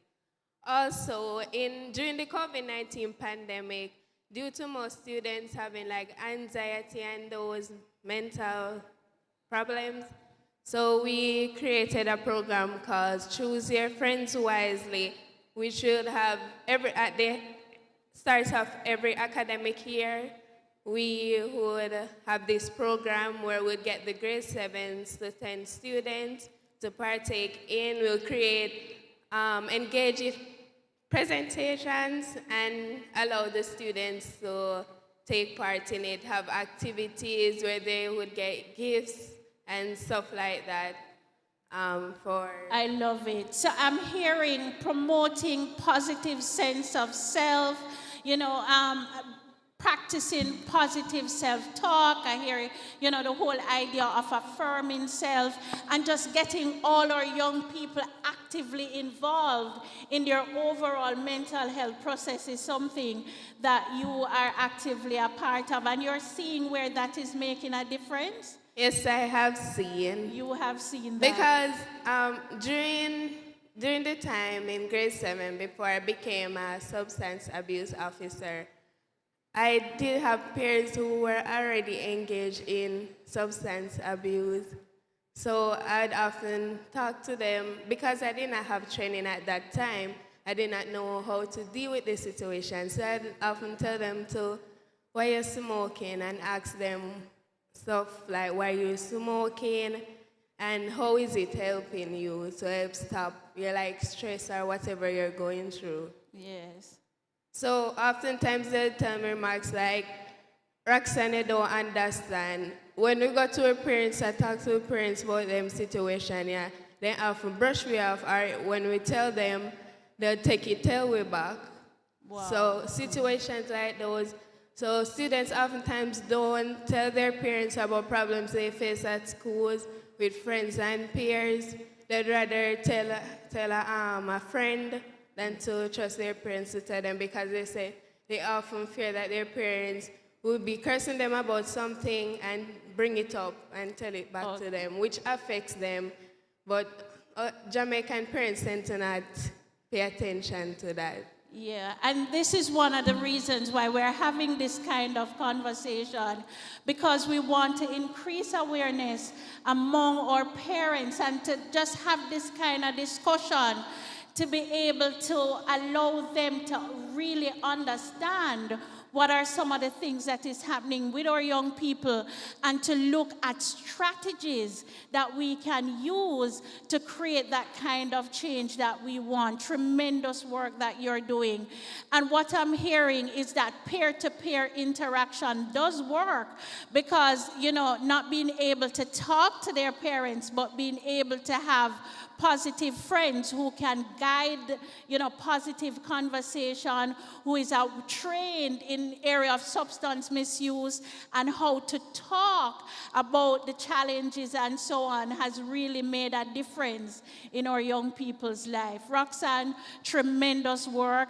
I enjoyed working with you, and I'm just looking forward to you continuing to do great things in your high school.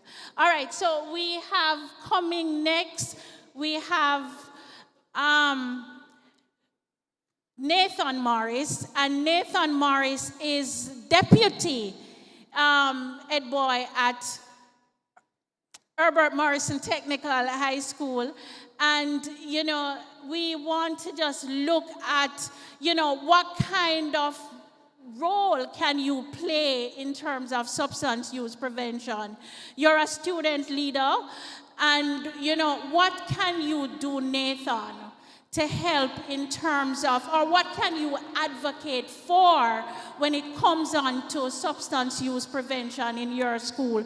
We're looking at drug-free lifestyle trending. We want to encourage our young people to live a drug-free lifestyle. You know, in your leadership role, what part can you play in helping us to get this drug-free lifestyle trending?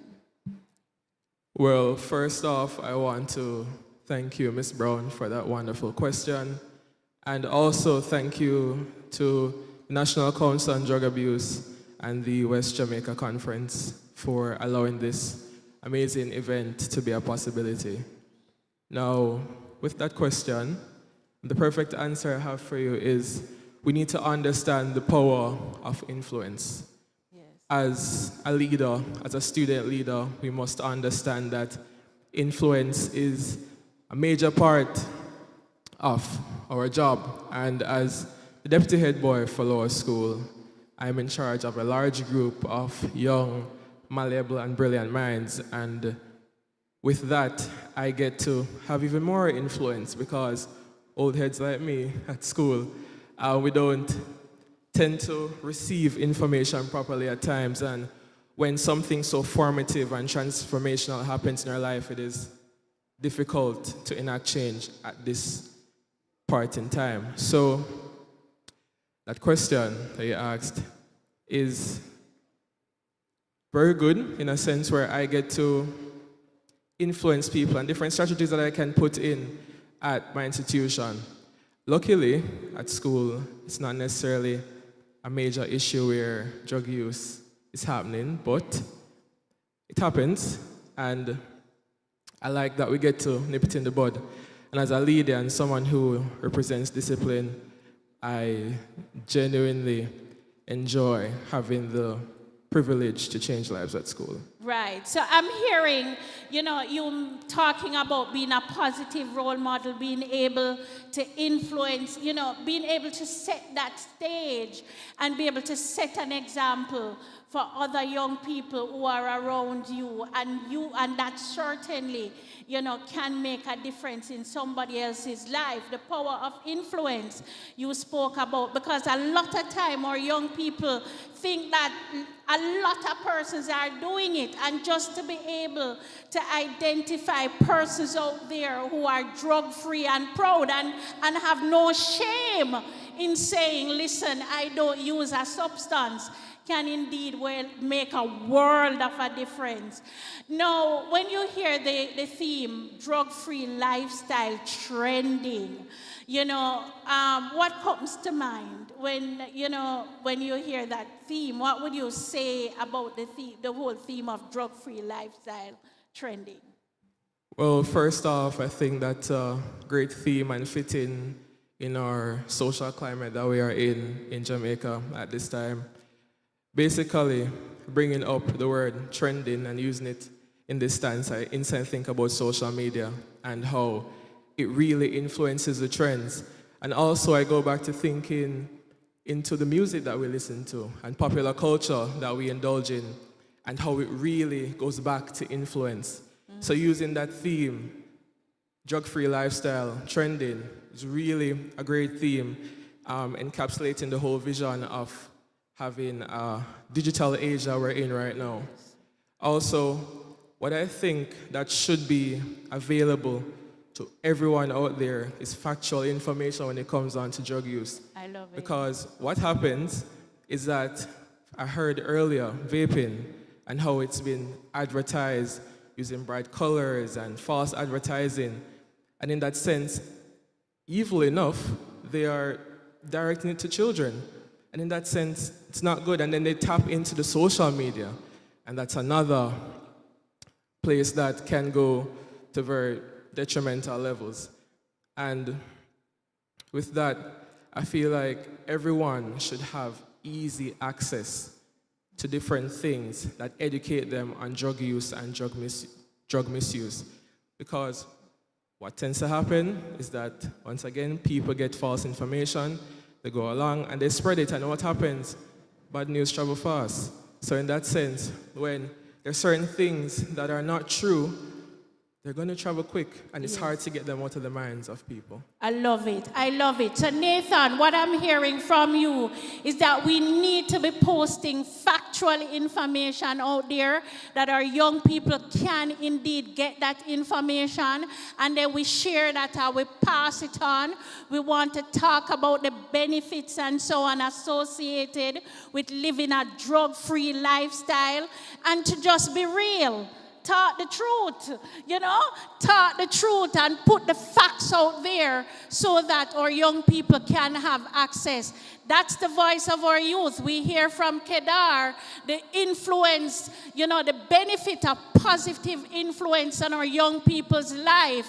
We hear from Roxanne from Irwin High School. She spoke about, how peer-to-peer interaction can indeed make a difference. And we have now heard from Nathan, who is telling us that, listen, being a positive influence as a youth can make a world of difference.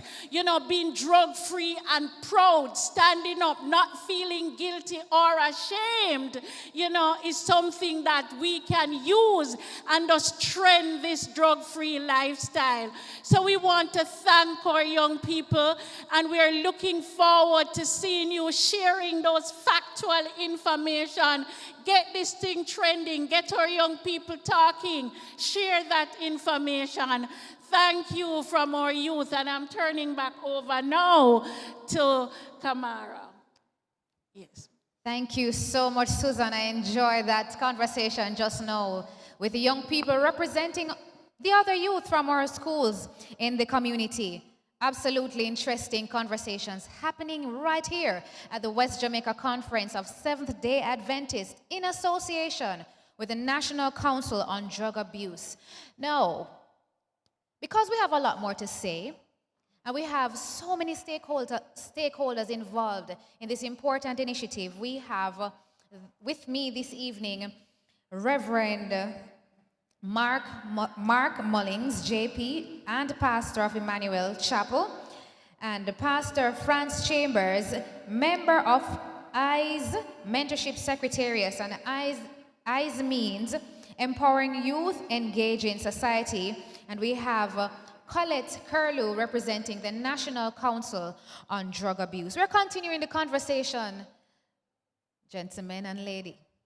We are continuing our conversation. Pastor Chambers, I'm going to start with you. We see Kedar Williams as one of our own.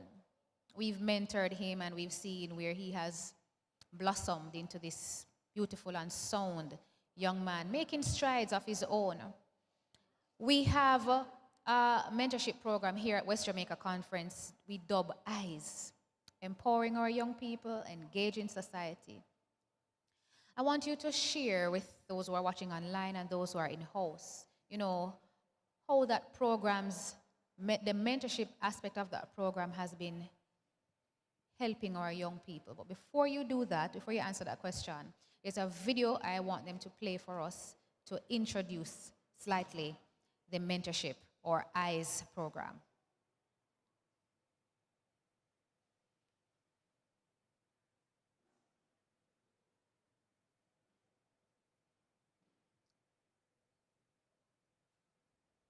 What if we all decided to change the world by joining a movement that uplifts, impacts, and inspires? It's not as difficult as you might think. Join the EYES Mentorship Initiative to effect change in the lives of our at-risk youth. It's not about being perfect. It's not about being rich or popular. It's all about investing your time in someone else, being a guiding hand, confidant, and friend. 5 years ago, you could catch me smoking and drinking at any hours of the day. Being in state care, I lacked some guidance that I really needed. Since joining this program, I had gotten baptized and I'm closer to achieving my goals. Delivering this type of support is what Jamaica really needs. We strengthen fellowship, break barriers, build communities. So join us on our journey as we empower youth and engage society for the building of a better nation.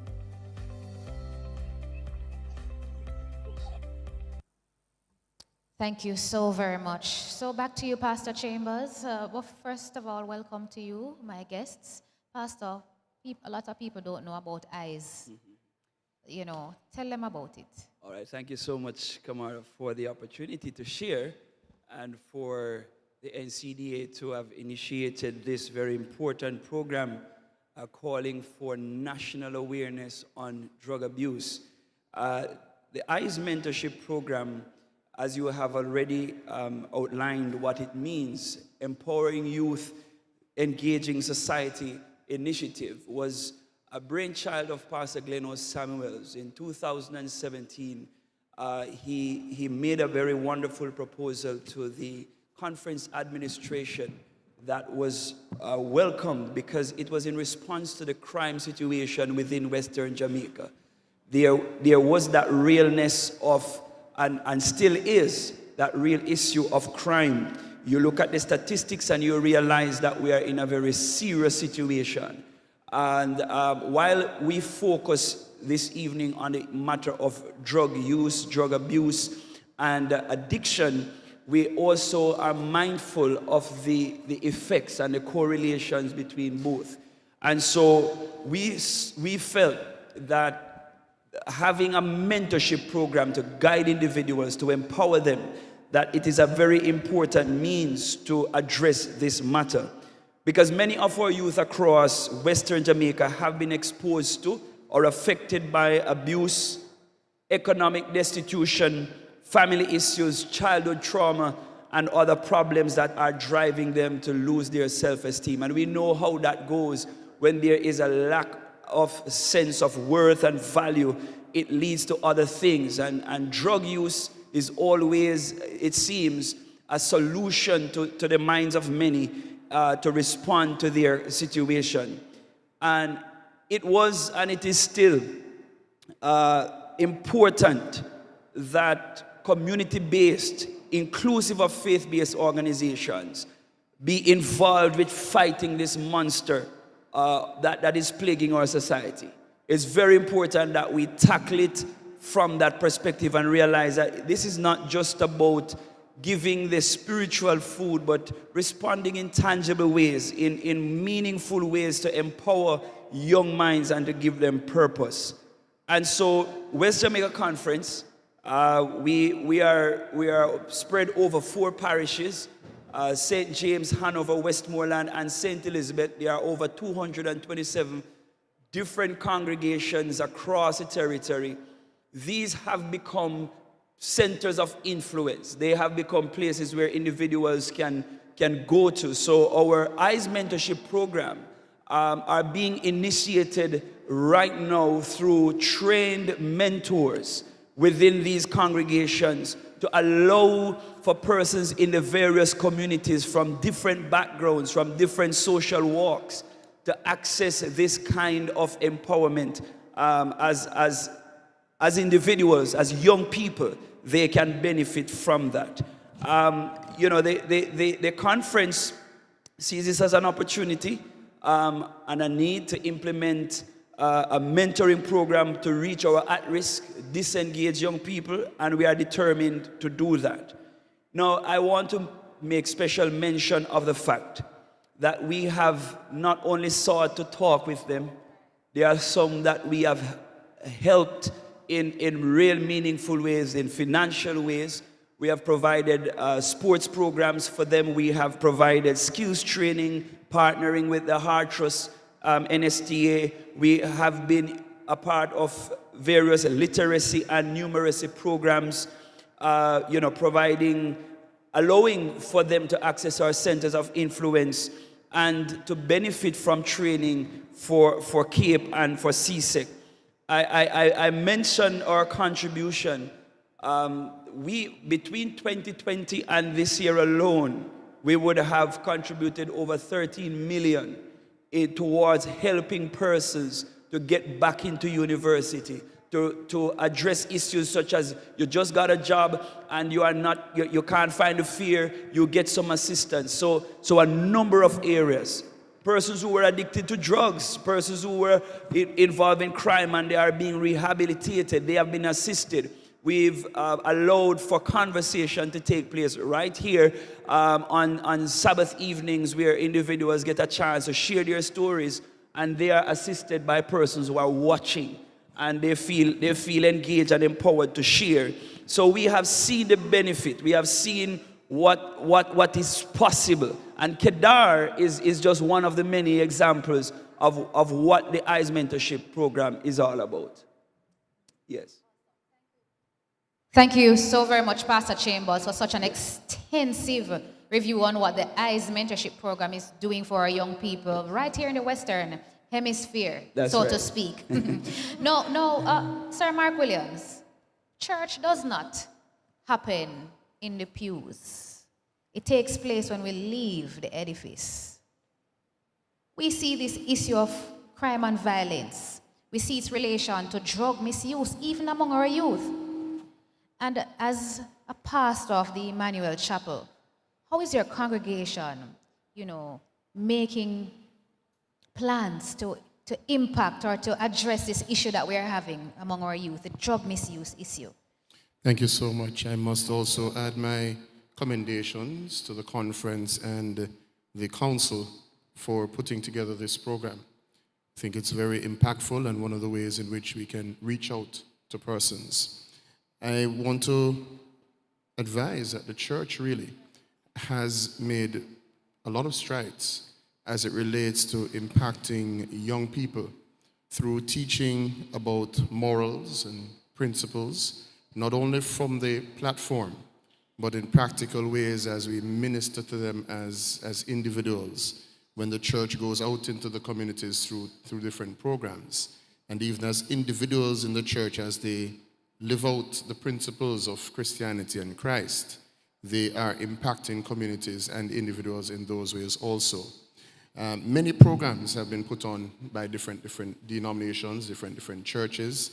I sit here also representing the St. James Ministers Fraternal, which is a combination of a number of different denominations. And you would hear from time to time of the different programs that the churches are putting on when we come together. And that helps to strengthen us as individuals when we gather there, and also helps to teach individuals who are there about some of the different things that other ministers are doing that could be, whether tailored or doctored, could be amended in a different space.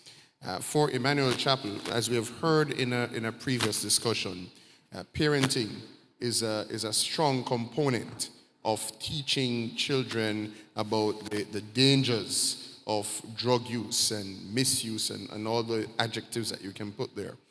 For Emmanuel Chapel in particular, we have partnered with the National Parenting Support Commission, where we have the parent place, and the parent places that have been established across the island through the commission seeks to teach parents or strengthen parents, because we realize that a number of the issues that we are faced with in society is as a result of improper parenting. So if we can strengthen or bolster the parents who sometimes themselves are children, if we can bolster their efforts in fostering the young minds that are coming up under their care, then we'd make strident efforts in strengthening those children to avoid misuse or use of drugs. One of the things that is very, very important is that we as parents cannot be afraid to speak to our children about these things and other issues as well. I find that we tend to be fearful in some quarters to speak to our children about these issues. So when they go out there in the space, whether in the school space or other public space, they're hearing things that are going to guide them down a particular line that you'd really want them to steer from. But if with strong parenting, good moral principles, you can help to bolster them. It's not an end-all and be-all, but certainly it is one way to strengthen them. Thank you so very much, Reverend Mark, for your feedback, your input on what your church is doing. And I'm happy for this partnership. The Ministry of Education, Ministry of Health, Law Enforcement, National Council of Drug Abuse, the church, just all of us playing our part in seeking to raise awareness, to arrest this monstrous of an event that is seeking to plague the lives of our young people. I am grateful for this. Now, I am still joined by DSP Gale and Dr. Crosman and Mr. Reed right here and Ms. Curlew. We are going to be taking some questions from the audience shortly. And if you're online, YouTube, the National Council of Drug Abuse YouTube page or WCCN 360 YouTube page, we will be taking your questions. Send them in. We're going to be asking. We have a very diverse panel here, so feel free to send in your questions so we can address them right here. And just before we start taking your questions, I just want to bring to your attention that a program at town hall meetings such as this requires your feedback. So we're going to be sending around an evaluation instrument to those who are in the audience this evening. And for those of you online, a link will be posted for you to click on and to give us your feedback. We want to know how to improve the offering next time around. And also, this QR code will be shown on your screen. I'm going to pause a moment as it will come up on your screen. You can scan it and you can start doing the evaluation for this town hall meeting as well.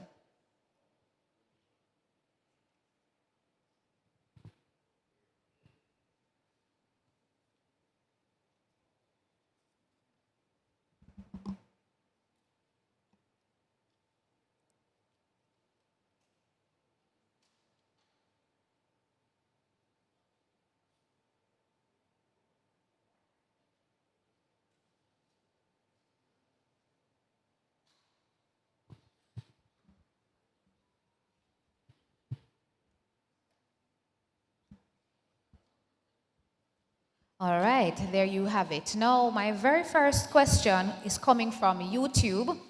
And the question is, talking to the taxi and bus operators is a good initiative, but is there follow-up to ensure that it continues? And I'm going to direct this question to you, DSP Gail. As we had mentioned in our previous conversation, something about the taxis and the bus operators, what they can do to assist our young people in this regard. So someone is asking, what can we do to follow up to ensure that this continues? Well, thanks for that question.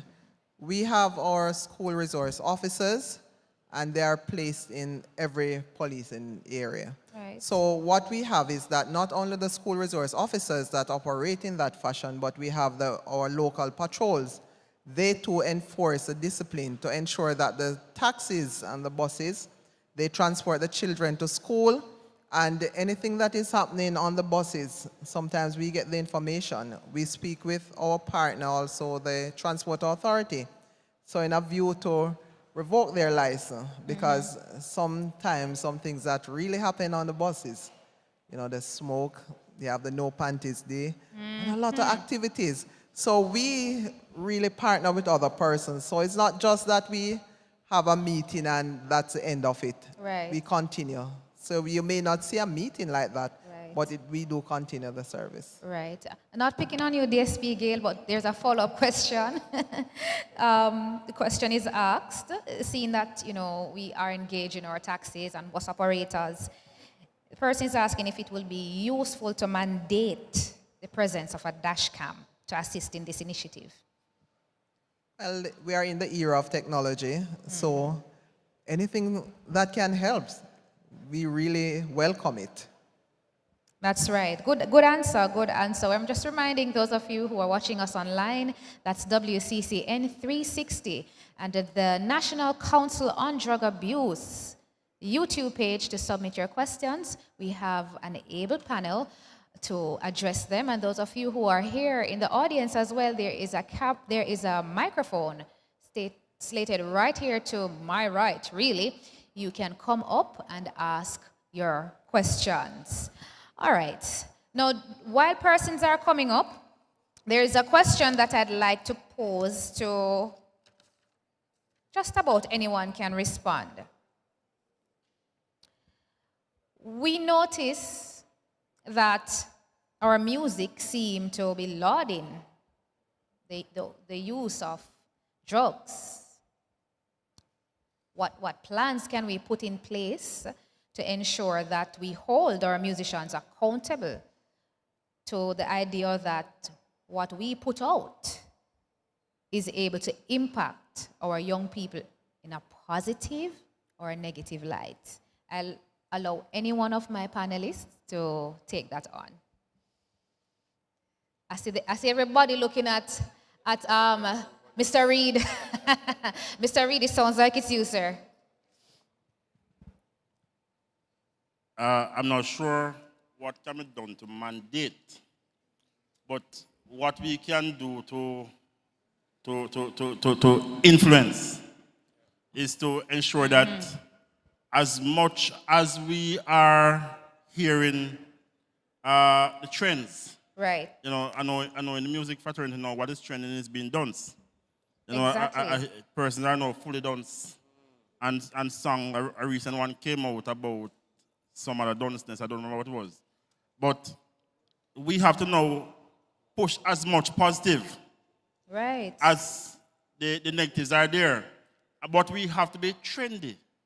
Your term spoke about being trendy. Right. No longer we can just present anything to young people.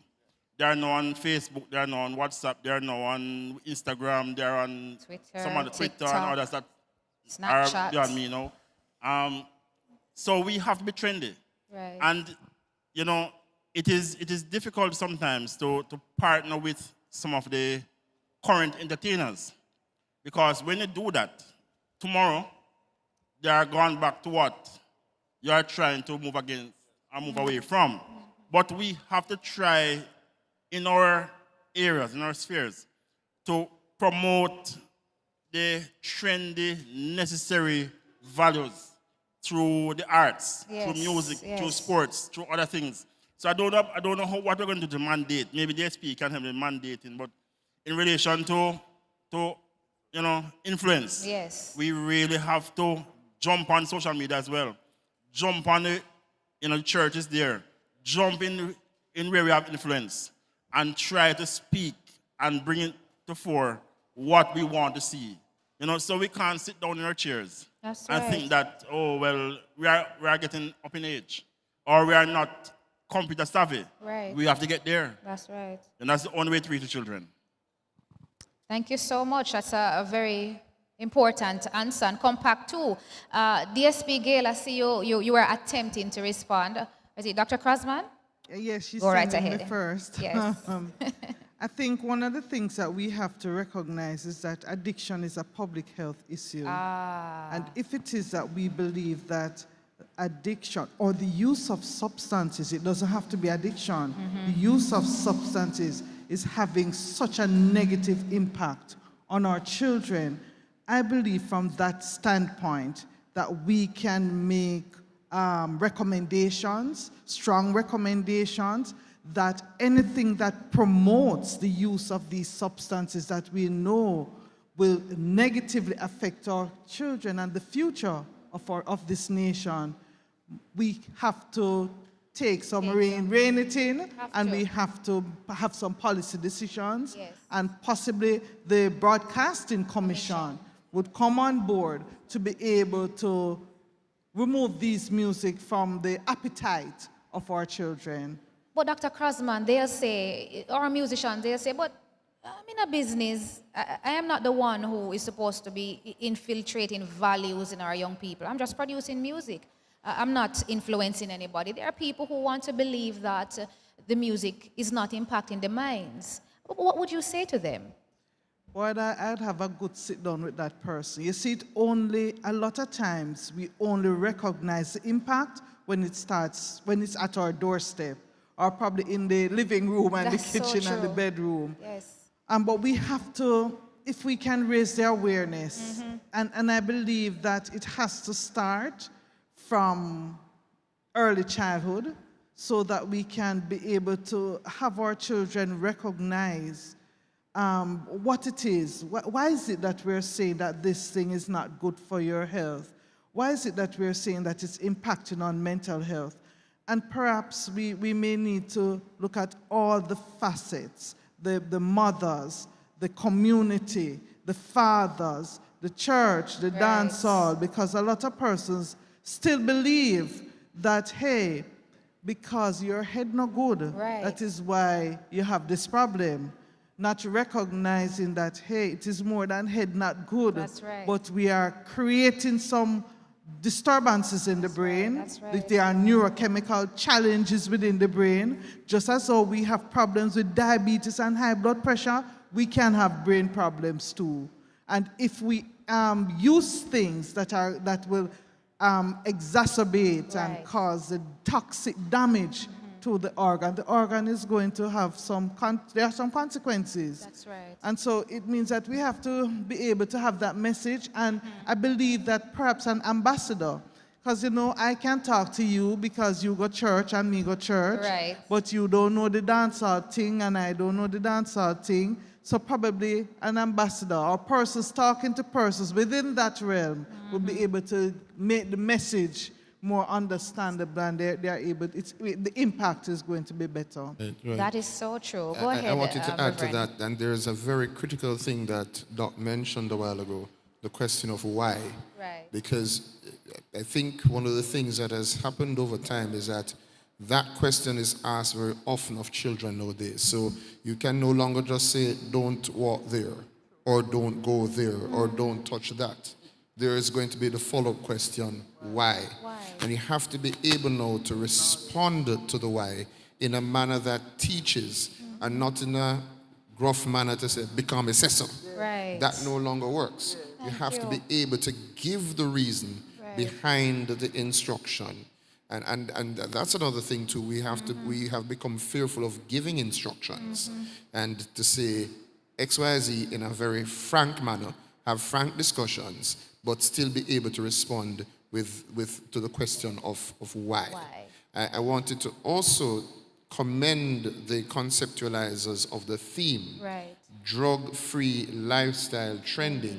If I might take just a quick 30 seconds. Not a problem. Just to, break that down, because when you look at the construct of the theme, drug-free, it means where the person and your environment is free of those illicit drugs. So we tend only to look at it in the narrow sense of just the person being free. But for the person to also be free, the environment also has to be free of those drugs. Right. You talk about lifestyle. This is what is now popular. Right. What it is, the trending, the lifestyle, the way in which a person lives, and then the term trending also. So if I were to put that all together, I would construct it this way to come with this interpretation: the way in which a person lives that is popular with an drug-free environment. And so when you allow that kind of construct to permeate and you make that a popular thing, so it spreads just from me to you to the next person, and it spreads right across. You mentioned ambassador. We all have to be ambassadors in our own spaces because we're all persons of influence one way or the other. So you in your small corner and I in mine, and we bring the influence that we want to see and be the change that we want to see. Awesome, awesome, awesome. Pastor Chambers, and then I'll take Ms. Curlew. I think, as I really want to borrow from what Reverend Mullings has just said, that we all have to play our part in our different spheres of influence. The truth is that we really need to advocate some more about persons avoiding the use of alcohol, avoiding the marijuana. We realize that one of the main things that are smoked, for example, one is legal, the other is not. No, I'm not defending any, but I believe that it tells us something about where our legislative mindset is, and I think that needs to change as well. We need to realize that we ought to be consistent with rules in order to ensure that persons will make right decisions, because when the authorities are varying in their perspectives, then we can have even greater problems. The Bible says, ask the question, how can a young man keep his way pure? By taking heed to the word of God. And the word of God certainly has a lot to offer. And I want to make that proposal to someone who is watching tonight, that you seriously consider the power and the value of the word of God. I don't want to oversimplify the issue of addiction, because whether it be with drugs or whatever, there is a problem, and it's difficult to overcome. But in seeking to gain victory, in seeking to overcome, in seeking to rise above your situation, I'm recommending the scripture as a very important part of the solution. Awesome. Ms. Curlew. So I agree with you wholeheartedly that if we turn to God, certainly our problems will be solved, and with prayer and fasting, but a lot of us don't believe in God. Right. And that's the problem. But for those that believe, please continue to pray for the nation, because we need it, especially now, and for our children. But I agree with you both. I think Dr. Crossman said it, and beside you, Reverend Mullins too, regarding the ambassador. We really need a champion to lead this charge. And sometimes they don't like to hear from government.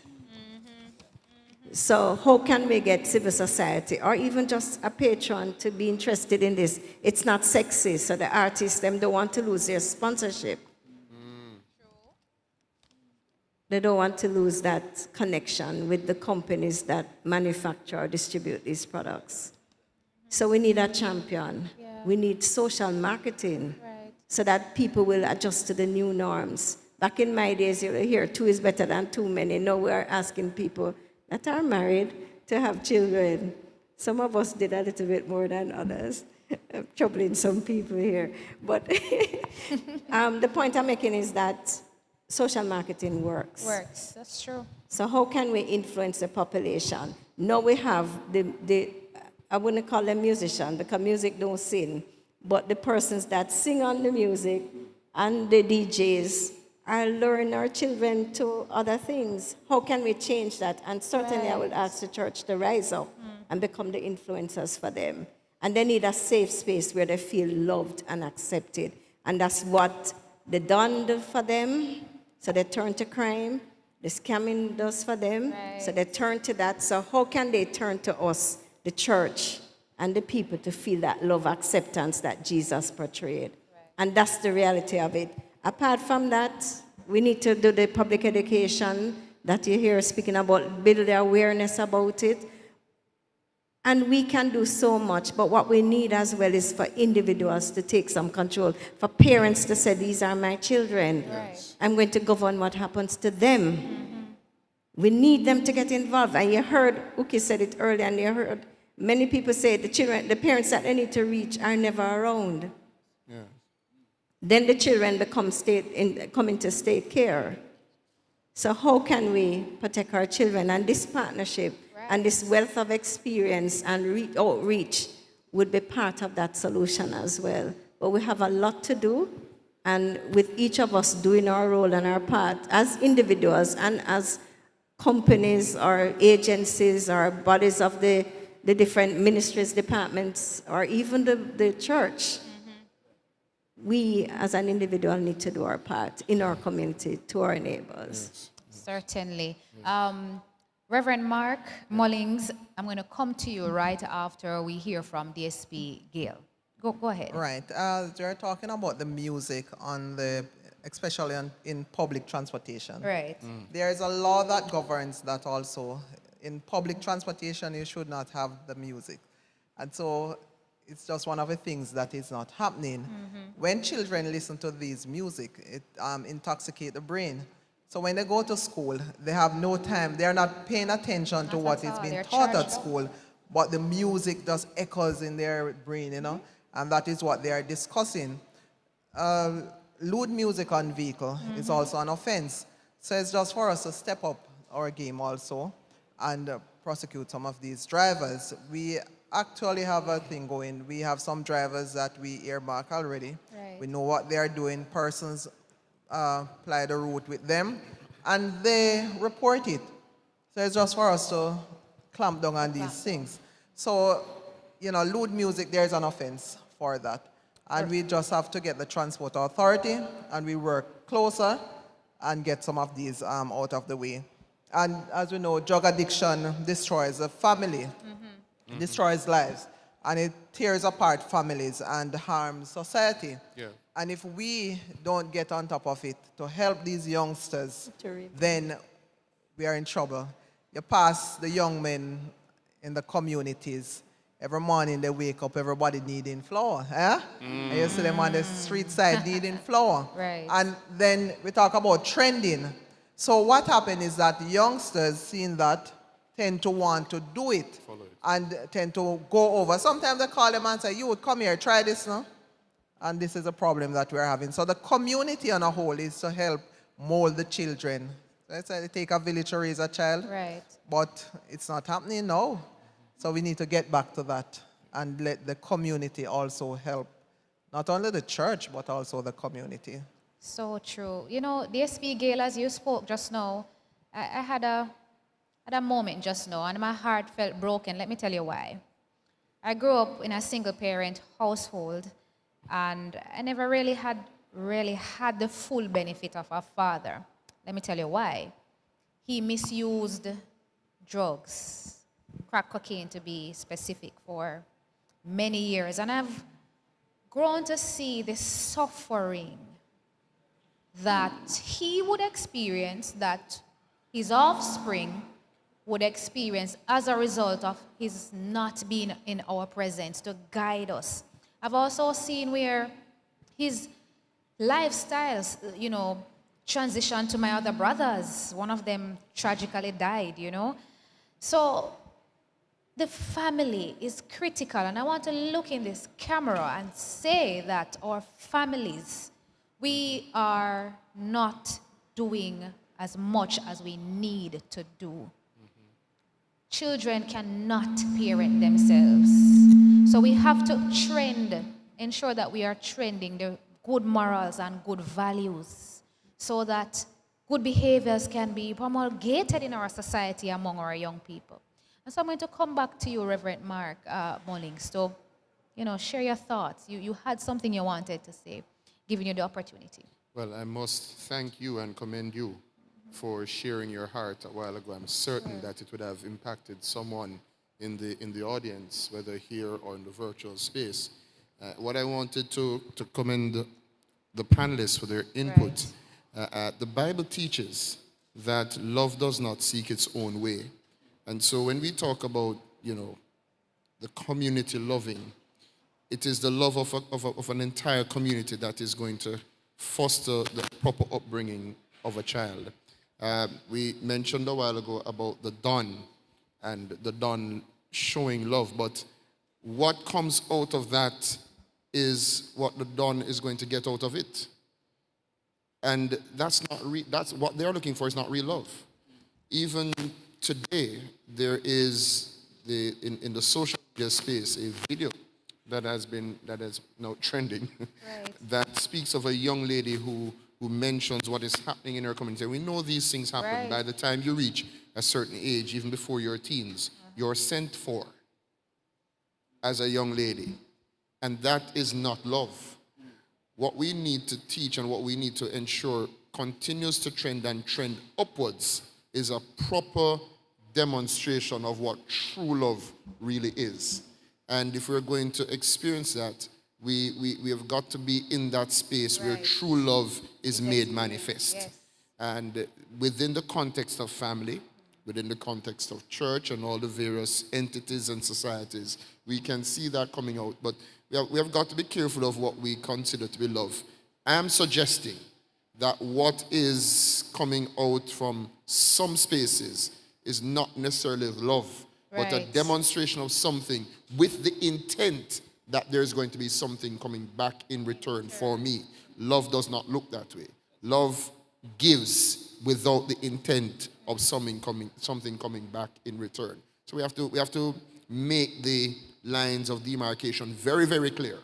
And I want to, as you did look in that camera, I'm going to look in this camera. That's right. And throw out a challenge to the artists that are out there. Because there is one artist that I recall, I obviously will not be able to call his name because of whatever. But there's one artist that said that it is not his responsibility to cause what your children listen to when challenged about what the artists are putting out there. So I'm throwing this challenge out there to the artists who produce these songs. Produce some things that are going to be clean and build proper morals and demonstrate true love, so that if we're going to see changes in the society, speak about discipline versus indiscipline. I am one of the proponents that one of our greatest challenges is lack of discipline. And so speak about those things and cause those things to trend if we really want to see a better Jamaica. I am also suggesting that the powers exist within our collective consciousness to cause that what needs to be put in place to ensure that these things don't go out there, not only over the radio, but also over social media. And if it is happening, then allow prosecution to take place. Those are my words. Profound, profound, profound. And unfortunately, we have run out of time. But I'm going to allow Ms. Curlew and Mr. Reed to give their final input. And I'll also ask Pastor Chambers, Dr. Crosman, and DSP Gale to give their final words to those who are watching online and those who are in the audience this evening. Go ahead. Thank you. So to help us with managing our children, it helps us to, if we build their protective factors. Yes. So how can we build them up as individuals, increase their social competencies, and to make them, go to school, empower them so that they can be employed and become responsible citizens. And then so that would mean the parents helping with them, then the community helping with them, so the shopkeeper not selling them the drugs when they go to them, and the parents not sending them out to buy the drugs. So we build them up, we build up the community, we improve the bonding and the relationships that we have with them. The school is protecting them, the community is protecting them, their homes are protecting them. And so they can thrive and strive. So that's what we need to do with our children. Now, we do offer legislative framework for that as well. Right. So the Child Care and Protection Act is there to protect them. CPFSA, I don't remember what it means now. Child Protection and Family Services. Right. CDA is there. You have, no, CDA was CPFSA. Sisoka, you have a lot of entities and agencies to protect them. We have the tobacco legislation that's being debated now to make sure that we protect our children. So we're going to ban advertising, promotion, and sponsorship so they don't go anywhere near our children. The alcohol policy is now being drafted. So we have acts in place. They're looking at the Cannabis Licensing Authority and also the Dangerous Drugs Act to include Molly and those things in there, and to also refine the legal trade for ganja in Jamaica. But all substances, or I should say, it's illegal to sell and to use for children. We need the legislative, the enforcement of that, and that's what we heard DSP say, we're going to work on those things. But the legislative framework is there to protect them. But we need to protect them. We need to report it if we see the music playing in there, the lewd music playing, if we hear it on the radio, because the Broadcasting Commission has banned it. But today I heard some playing. So I have a duty to call and report, and so do you. So help us to protect our children and just do your part and your role. Thank you. Thank you. I honestly believe that there are many well-thinking Jamaicans who would want to play their part. Mm-hmm. But in many instances, persons feel that they are not equipped enough. So I heard what the churches are doing. And I believe that there are many other persons who really feel that I can't do it because I can't speak the language of a child. I can't speak the language of young people. I don't connect well. And sometimes even trying to speak to someone, it end up turning them off, turning them away, pushing away. So I think going forward, what we have to do is to collaborate and to see how well we can draw those persons who really want to play their part but are not sure how to. And so all the agencies, I think, need to see who they can influence, and in so doing, do some training nationally for churches, communities, shops, all the agencies, all the groups, all the little groups, all the little areas. And I think when we move together like that, we will see greater results. Thank you. Pastor Chambers, your final words? Well, two things. One, we as a church, we join with the NCDA, we join with all those who have partnered to stamp out this epidemic called drug abuse, drug addiction, and drug use as a whole. And I'd like to say to someone who may very well be watching and you are addicted, you are addicted, but you are on this evening. You must know that you are more valued than how you feel. You are more important than how others treat you, even if they treat you with a sense of disdain. And I want to encourage you to lift up your head just a little higher and realize that there's a brighter future awaiting you. And by the grace of God, you can come through, you can pull through. Seek all the resources. You've heard the various agencies being mentioned here. Seek these individuals and get help. And it's 564 help. That's the number. Call that number and you will get some help. Thank you so much. 564 help. Of course, member 876. All right. Awesome. Why? We should have said amen here and collected some offering, maybe. I'm just kidding. But DCP Gail and Dr. Crosman, DSP,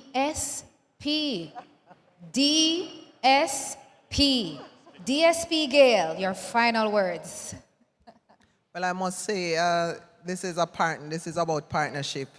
And the police alone cannot do it. We don't want to put youngsters in custody. That is not what we want for them. But sometimes it ends up that we have to do that. And what we're asking is that once you start identifying the problems, don't wait until it gets big and then you call in the police. Let us talk. Take them to us and let us talk to them, help them. Smoking in public place is an offense.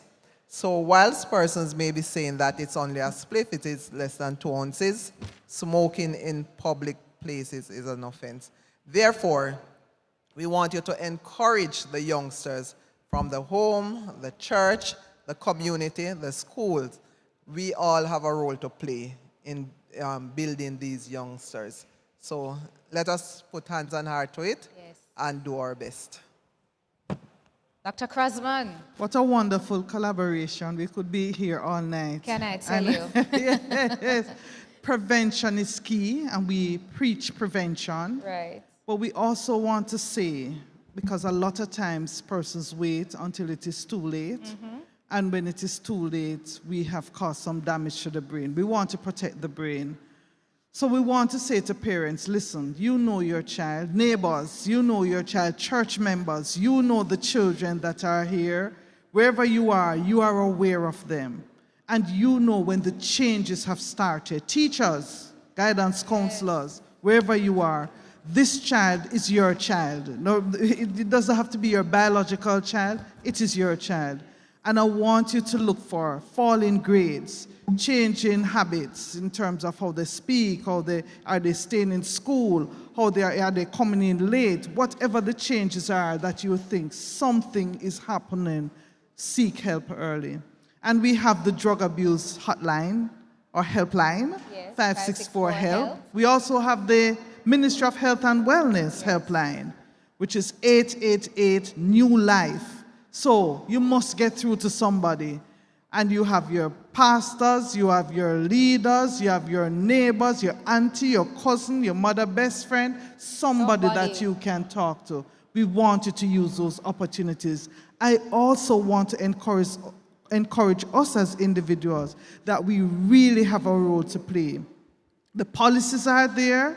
Right now, tobacco control is out. How many of us have ever looked at what is happening? How many of us have weighed in to what is happening? We have a very important role to play if we are going to ensure that we have adolescents that grow up with sound brains, sound minds. Yes, we preach it.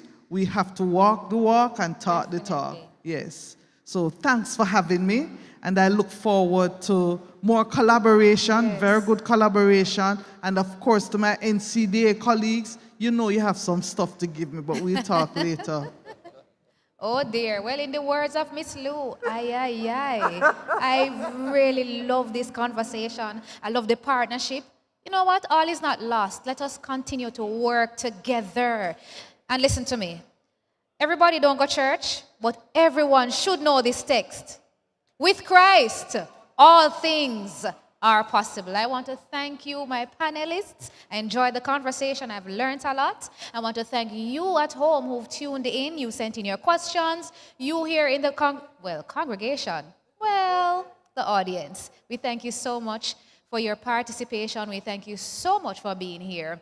We're going to now shift things a little bit to the other side of the stage. Don't leave just yet.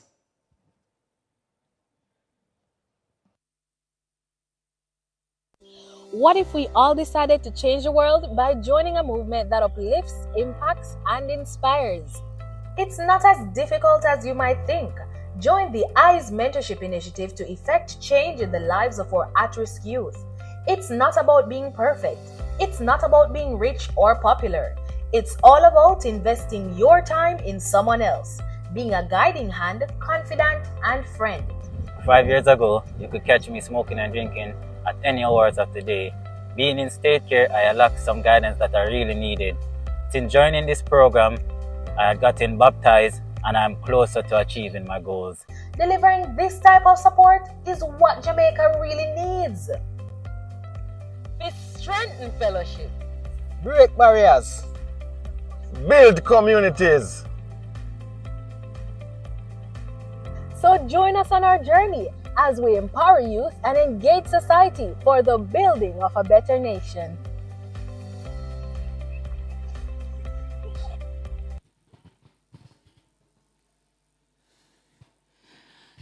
What to say? What to say, Susan? There's so much to say. Yes, tremendous program. Yes. I really enjoy talking to the Same. young people, and, we got so much in terms of, as I spoke to Kadar, we saw the importance of positive influence in our young people's life and the difference that it can make. We spoke to Roxanne, and she spoke about the fact that sometimes our parents don't listen, and peer-to-peer interaction now becomes critical, and, building our peers to be able to provide that kind of support to peers. And then we listened to Nathan, who spoke about youth leadership and the importance of youth, setting a positive example. And then over on the panel, tremendous discussion you had over there. I'm telling you, yes. Yes. Where the whole issue of parenting and policing, tremendous discussion, one that was rich, very rich, quite informative, and looking forward to next year.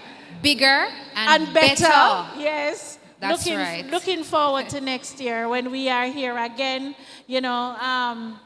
working together. We realize that this is a multi-partnership, multifaceted approach to curbing this epidemic, as was mentioned. Exactly. Yes. So much. Thank you so much, Suzanne. We're going to now hand over to Mr. Morris, who will, do the vote of thanks and whatever else he has to say to us. So let's join him now at center stage. Thank you. Yes. Thank you very much. This evening, such an awesome evening. And indeed, we must say thanks to the Almighty God for the leadership, for the direction, and for the seamless execution of this evening's program. We are grateful for our partnership. And we must extend thanks to the administrative body of the West Jamaica Conference of Seventh-day Adventists. We say thanks to Pastor Glenn O. Samuels, the president, Pastor Vincent Rose, the executive secretary, Mrs. Marianne Bennett Popkin, the treasurer. Special thanks to our ongoing partners, the government official who represented us this evening, the Honorable Conrad Pitkin, Custos Rotolorum of St. James, our mayor's representative, Councillor David Brown, other esteemed stakeholders, our wonderful panelists. We can't say nothing else but a big thank you to your expertise, to your expression, to your sharing. From Western Regional Health Authority of the Ministry of Health, we say thanks to Dr. Marcia Johnson Campbell, our chronic disease coordinator. We say thanks to Dr. Elizabeth Crossman, our regional consulting psychiatrist. We say thanks to the Education Ministry from Region 4, Mr. Stokely Reed. We say thanks to the Jamaica Constable Force through the representation of DSP Angela McIntosh Gale, who represents the Community Safety and Security Branch. We say thanks to our special item that was done, our musical item, those from the children, and we say thanks to them. Awesome mix in what we did this evening. We say thanks to our youth. Our youth made a very good injection in all that was happening here this evening. Our youngsters, so we say thanks to the Herbert Morrison representative, which is Nathan Morris, who expressed himself very well. We say thanks to the Irwin High School representative, Ms. Roxanne Ellis. We say thanks to Kedar Williams, the ICE youth representative, who shared his experience with us. We say thanks to the ICE Mentorship Secretariat, who is headed by Pastor Franz Chambers, and Ms. Kedisha Grant, Mr. Neil McIntosh, an awesome group of people who work well in the execution. We must say thanks to Reverend Mark Mullins from the Mount Salem Gospel Chapel, who also represented the Ministers Fraternal. We must extend express our sincere gratitude to the West Jamaica Conference family.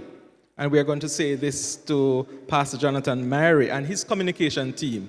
All that happens here this evening, we must say thank you very much for your input, your execution. We just see everything just works so seamlessly.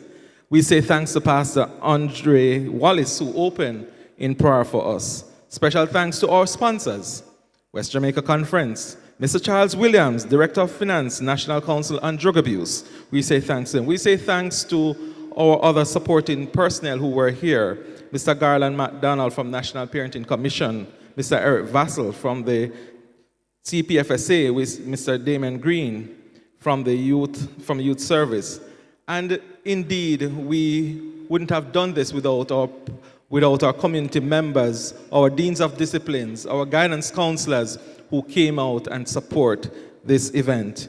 Our most hardworking team from the West, our officers from Kingston who came to support in our M&E tasks, our volunteers.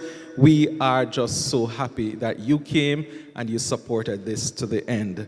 Finally, and not least, our amazing host, Kamara Dixon and Susan Brown. They did a marvelous job in the transition and in the execution and engagement of our panel and our audience. We are certainly happy for this experience.